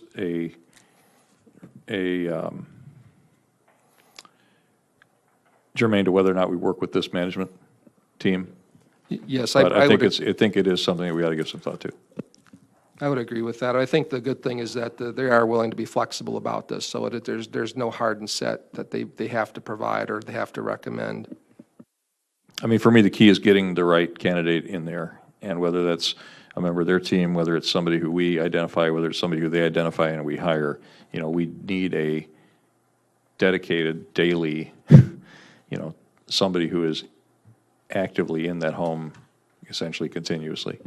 Yes, let me clarify again, the administrator is separate from the manager of the home, in the sense that right now we have MPA as a manager of the services, but we also have Karen Nofke as the administrator of the home. So the administrator position is separate from the management position, and we would actually have a person there who would be there all the time as the administrator. But again, not to belabor this, but my understanding was that the administrator would be answerable to the county, whether under contract, whether an employee, whether contracted through the management company, that they would essentially be answerable to the county, and the management team would operate in the capacity of advising and basically being a resource for the administrator, as opposed to the current arrangement where the administrator is directly an employee of MPA and essentially answerable only to MPA. I think initially, if we use their employee, they would not be directly answerable to the county, but if we wanted to pursue that arrangement, we could do that. Okay, I think it's something I would give the Nursing Home Board of Directors opinion on that substantial weight. Sorry, I'm chairing the meeting. Let Mr. Weibel go, and then Patsy will get your follow-up. I would suggest that Mr. Schneider consult with Mr. Anderson, Mr. Hartke, who are the county reps on the board, instead of having the nursing home board call a special meeting. I think they could probably handle that, if that would work. Yeah, that's fine. I don't think it needs to be done this week. Obviously, starting on day one, we're going to have to rely on the management team to identify somebody who's licensed to hang on the wall as the initial administrator. So how we deal with that going forward, all I'm saying is that's something that I think the Nursing Home Board of Directors, perhaps in the person of Mr. Anderson and Harkey, should be more responsible for. They certainly are going to, Nursing Home Board of Directors certainly deserves more input into that than I do.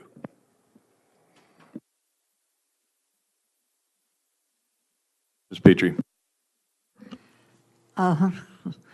I feel quite strongly that the interim administrator needs to be a choice of the county and an employee of the county. I thought we learned a huge lesson from the last organizational structure. I understand there will be a small period of time when that can be put in place, but there are many people out there who do interim nursing home administration, so it should not be a hard task. This has nothing to say about this management firm. I'm talking about organizational structure purely. Thank you, Ms. Petrie. I guess I would raise the issue that you probably can't hire an employee for 6 months. But if you would include in that a contractor, then I would agree with you. Sorry, kind of losing track of the fact that I'm chairing the meeting. Who is, any other comments or questions or discussion on the motion?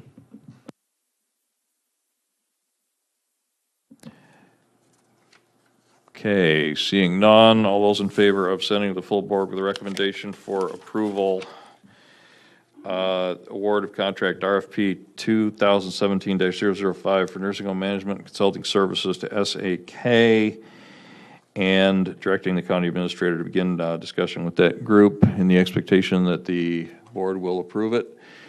Say aye. Aye. Any opposed? That motion carries. Okay. Allow me to collect my thoughts here. Okay, we'll move on to budget amendments and transfers. May I have a motion to send budget amendment 17-13 to the full board with a recommendation for approval? Increase of appropriations $6,000, increase revenue of $6,000 for the patrol division. Who was that? I'm done reading. That was Stan. Okay. Stan and Aaron. Any discussion? All those in favor, please say aye. Aye. Any opposed? That motion carries. May I have a motion on Budget Amendment 17-14, increased appropriations of $4,737, re-encumbering death certificate grant funds from fiscal year 2016. Mr. Goss, and may I have a second? Ms. Court. Discussion, comments, questions? Seeing none, all those in favor, please say aye. Aye. Any opposed? That motion carries. May I have a request, may I have a motion to send Budget Amendment 17-15 to the full board with a recommendation for approval, pass through of $500 for grant from F.E. Moran for K-9 training for the Sheriff's Office. That was, sorry, I couldn't hear you down there. Mr. McGuire, seconded by Mr. Mitchell. Any discussion, comments, or questions? Seeing none, all those in favor, please say aye. Aye. All opposed? That motion carries. May I have a motion on Budget Amendment 17-16, pass-through of $62,755, Justice System Diversion Services Grant for the Regional Planning Commission. Moved by Mr. Rector, seconded by Mr. Patterson. Any discussion, comments, or questions? Seeing none, all those in favor, please say aye. Aye. Any opposed? That motion carries. May I have a motion on the following budget amendments: 17-17, 18, 19, 20, 21, 22, 23, 24, and 25, to send these to the full board with a recommendation for approval, and I'll speak to this if I get one. Ms. Michaels and Ms. Court. These are all fallout from the decision that the board made to increase the tax levy and account for those funds in the budget in the, given the possibility that the Carl property tax case might have been resolved in the, before the levy books were closed. It was not, so we need to do nothing with regard to the tax levy because the levy will be automatically capped by PTEL, by the county clerk's office. However, we do need to go through the budget and take out all of this money, which we did not really expect to get and have not intended to spend, but it's in the budget, so we need to take these out. So that is what we're voting on. Any comments, questions, or discussion? Ms. Petrie. We knew when we did this, it was a fail-safe in case there was a decision. It did not come. So we will be doing a very similar procedure with the next budget cycle as another fail-safe, yes or no? We would not need to do it in the manner that we did it this time, based on the timing. We will need to decide as part of the budget process whether we're going to build this money into the levy or not. My expectation would be that we will. Okay, thanks. But this having to, at the last minute, adjust the levy and all that, we can do that as in the proper time as part of the budget process this year. But yes, I would expect this phantom money to be in next year's levy and next year's budget as well. Tammy, do you concur? I agree. Okay, thank you. Any comments, questions, or discussion?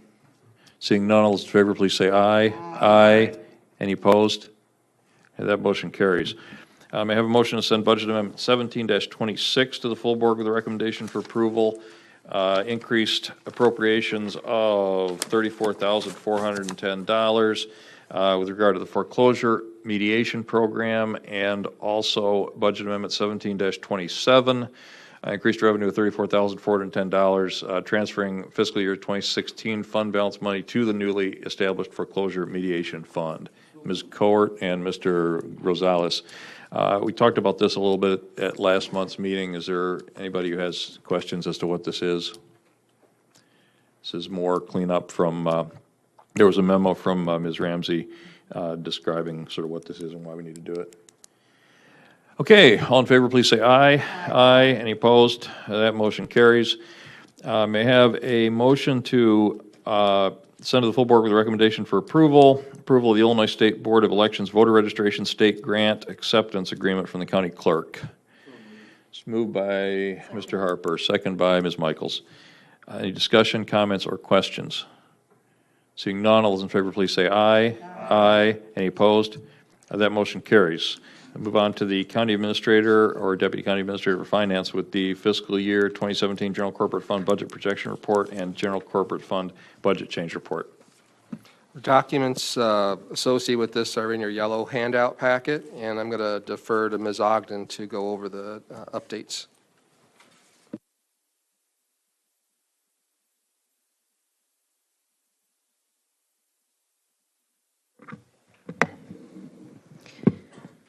This is the second monthly budget projection report that you have seen for fiscal year 2017. Last month was the first report that we provided. And so I can tell you that there has been some very slight improvement in projected revenues for this month, mostly associated with improvements in the quarter cent sales tax and also improvements in fees, although both of those revenue streams are still projected to come in under budgeted numbers. We've seen further deterioration in the fines revenues. County Administrator Snyder and I have been looking further into this with the assistance of the Circuit Clerk's Office. We have seen declines since fiscal year 2009, correct, Mr. Snyder? That's correct. And so we hope to have more detailed information in the future on this. One other adjustment that I've made is in the rents and royalties lines. Last month, that number was reflected at a negative $75,000. We now have the final numbers associated with the reduced rental rates that ILEAS would be paying the county because of the mold issues at the old nursing home. So we're projecting that that's going to be closer to about a $100,000 loss in revenue for fiscal year 2017. On the expenditure side, there's really not any change other than I have indicated under transfers to all other funds that there will be a budget variance of $40,000, and that is associated with the foreclosure mediation program budget amendment that we just approved. And as you saw, that the budget amendment was for $34,000, which was to move the fiscal year 2016 balance. However, we will also be moving about $6,000 worth of revenues that have been received in 2017 as well. And on the summary page, again, because of the slight improvement in projected revenues, there is a slight improvement to the projected revenue to expenditure difference. However, at this point, that sets at about negative $340,000, which leaves our fund balance as a percentage of the expenditure budget for fiscal year 2017 projected at about 11.8%. As you know, our financial policies require that the county maintain that balance at 12.5%, or else implement a plan to move that fund balance up to the 12.5%. One of the things that would cause improvement would be if the nursing home were to have the ability to reimburse the county for the loan. Again, as you have heard earlier tonight, that's not likely to happen. And the only budget change that, I guess, do you want me to move on, or do you have any questions on that? Any questions for Ms. Ogden at this point? Go ahead. Okay, the only budget change we have for so far in fiscal year 2017 was associated with a budget amendment to re-encumber funds for ADA compliance. Thank you, Ms. Ogden. Are there any questions about either of these reports? Seeing none, we will accept those and place them on file. Thank you, Ms. Ogden. We move on to Mr. Snyder and the non-bargaining employee recommendation, which will be not sent to the full board, but which will be a direction for the formation of the 2018 budget. Thank you, Mr. Alex. So you have seen the memo that was prepared regarding this. There's obviously a number of factors that go into deciding how we want to manage the salary recommendations. You know, one of the concerns I have about this is that, you know, we've taken a kind of a rough look at our competitiveness, not just with other counties, but also with local entities. If we just do a kind of a rough cut, looking at total expenditures on wages and fringes at the cities of Champaign and Urbana relative to the county, Champaign weighs in at about $108,000 a year per employee. Urbana is at about $90,000. The county is right around $72,000. So our ability to compensate our employees in accordance with the market is very limited, and it's difficult to say that when we look at our recommendations, despite the fact that we are in a difficult situation, I think that I don't want to try to balance our budget problems on the backs of the non-bargaining folks, particularly given the fact that it looks like they're considerably below market in their compensation already. The other thing is we know that CPI has increased significantly this year at 2.1%. We are also going to be asking for a significant increase in contributions to healthcare premiums this year. It'll be going from 10 to 12%, so about 20% increase in the actual dollar amount that we paid. Given all that, and also in consideration of equity concerns with the bargaining units who are typically going to see increases in the range of 1.8 to 2.5% or 2.25%, depending on the contract. I think that the other thing to consider also is that with some of our budget strategy and how we're going to deal with the deficit that we were projecting. Remember, we're projecting a deficit of about $827,000 for next year. If we implement a strategy of, say, a furlough, I would want that to have a same impact on all employee groups. And if we were to give a lower percentage increase to the non-bargaining folks, that means they'd get a double whammy of that plus reduced hours. So I think that out of that concern and the fact that we're not going to be able to balance the budget just by making some changes to the non-bargaining, I think that we should stay with about a 2% recommendation that would be split between 1% for cost of living and 1% for merit, as we did last year. And that would give latitude to department heads to reward employees for performance if they so choose. So I'll be happy to answer any questions at this point. Questions for the county administrator, Ms. Petrie? Well, it's not so much questions as some comments, and it has nothing to do with not wanting raises for our staff members at all. However, when you talk about juxtapositioning the county against Champaign and Urbana, that paints such a... Ms. Petrie, can you hold that thought? May I get a motion to accept the county administrator's recommendation with regard to non-bargaining salary recommendation, since we're getting into the realm of discussion? Moved by Mr. Weibel, seconded by Ms. Rosales. Thank you, Ms. Petrie. Okay, thanks. It is an erroneous or misleading juxtaposition because they're not under PTEL and we are. And so we need to do two things as a county. One is really educate the citizens of the county, remind them that they did vote for PTEL, and that constrains us tremendously.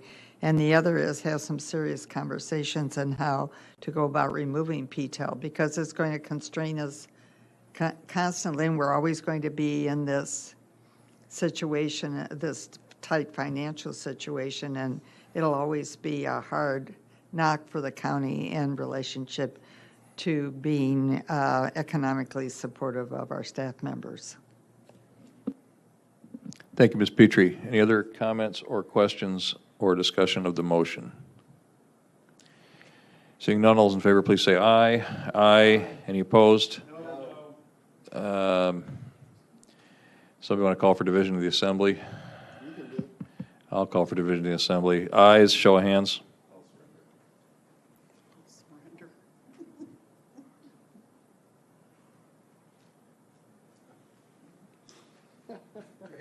No, I thought he was done counting. It wasn't, I didn't change it. I can't. Did it pass? Yeah. Motion passes. We'll move on to item H1, the chair's report, determination of cancellation of the July Finance Committee, the whole meeting. Make the same offer in the room that I made to the Democratic Caucus. If anybody thinks there is a need to have the Finance Committee meeting, please let me know. If not, I would entertain a motion to cancel the July Finance Committee of the whole meeting and send any business that would go to that meeting to the July full board meeting. Mr. McGuire, was that a motion? Oh, Mr. Gauss, did you move that? Moved by Mr. Gauss, seconded by Mr. McGuire. Any discussion? Mr. Hartke. Yeah, I just want to point out, we are on the end of a 3.5-hour meeting tonight in June, and we're assuming we won't have any business worth conducting in July. So I will be voting no on this. Okay, anybody else has any reason to believe we'll have business that needs to be taken up, please let me know. Otherwise, all those in favor, please say aye. Aye. Any opposed? That motion carries. And items for consent are A, 2, and 3, D, 1 through 15, and E1. And I'm done. Thank you, Mr. Alex. Because it is getting late, we're going to have an abbreviated policy agenda. We'll just, if there's no objection, we'll send most of the things straight to the county board, except for 3 items that we think we need to have done tonight. So, Mr. Rosales, take it away. Okay, policy, personnel, and appointments. A1, appointment of county board member from District 8 to replace Matt Heiser. Pius? My nomination is Stephanie Furtado. Great. All those in favor? Aye. All those opposed? Any comments? Motion passes. Thank you. B1, so we're jumping all of items 2, 3, 4, 5, 6, 7, 8, 9, 10, 11 are all going to be passed on to the full board. Okay, I have a motion by Alex, and could I get a second? Goss, or? Goss. Goss, any comments, any questions? All those in favor? Aye. All those opposed? Motion passes. Item B1, which is request to send MDT, which is multidisciplinary team coordinator position to the Job Content Evaluation Board. This is a matching grant with the Department of Children and Family Services and the Violent Crime Prevention Program. So moved by Lorraine, second by Josh. All those in favor? Oh. Yes. I just have a quick question on this. As I'm looking at this, this is a grant money, so I guess I don't understand, even though it's grant money that pays for this salary, it's a county employee, so then they're asking for this to be reevaluated? I'm just a little confused. I can explain. What it is that it's a new position, but they don't know what pay grade she should be in. So they basically give her a temporary pay rate and then find out what the pay rate should be. They have an idea, but they're not sure. So victim advocacy VACA grant will be 29. This is page 58, and then 8,000 is being requested from DCFS. Okay, all those in favor? Aye. All those opposed? Motion passes. Now we go to F2, motion to cancel the July COW meeting unless there's anything pressing or pending that you all would like to do. Could I get a motion for that? Ezra? Moved by Ezra. Could I get a second? Second by who? Second by Marsh. All those in favor? All those opposed? No. A motion passes. Any questions? Good. Okay, thank you, Mr. Rosales. Next is Justice and Social Services, Mr. McGuire. Okay, we'll move fast. I got 4A, Community Reentry Quarterly Report, March 2017 through May 2017. Without objection, we'll place on file. 4B, Monthly Reports, Animal Control, Emergency Management Agency, Head Start, Probation, Court Services, Public Defender, Veterans Assistance Commission. Without objections, those will also be placed on file. Other business, I just wanted to comment that reentry and crisis planning, some programs at the county jail. Claudia Linhoff was part of that earlier committee. She's also with Healthcare Consumers involved in all those programs, and so she does quite a bit of work for one of the things we do. But last but not least, D, Chair's report, and same thing, would ask for a motion to not have a Justice and Social Services Committee meeting of the whole in July. Last but not least. And we want to make a motion not to have a meeting. Second. Any discussion? I have a question. Has there been any numbers displayed from the last expungement and sealing summit? There hasn't been a discussion of expungement numbers from the reentry report, but there is another expungement and sealing summit coming up October 21st, and they're looking for MOUs from organizations to do that. Is there any way we can get success numbers on those? I know it's like, I know for each, you know what I'm saying, a petition, they take months in terms of the process, but is there any possible way we could probably ask Katie, and I can talk to Celeste about it. Okay, thank you. Sure. Point of order, I don't think we got to E1 or E2.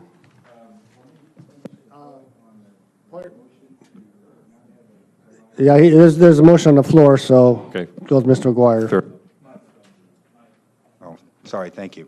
So let me finish the motion. All in favor of not having a Justice Social Services Committee meeting in July, say aye. Aye. Opposed? No. Thank you, Josh.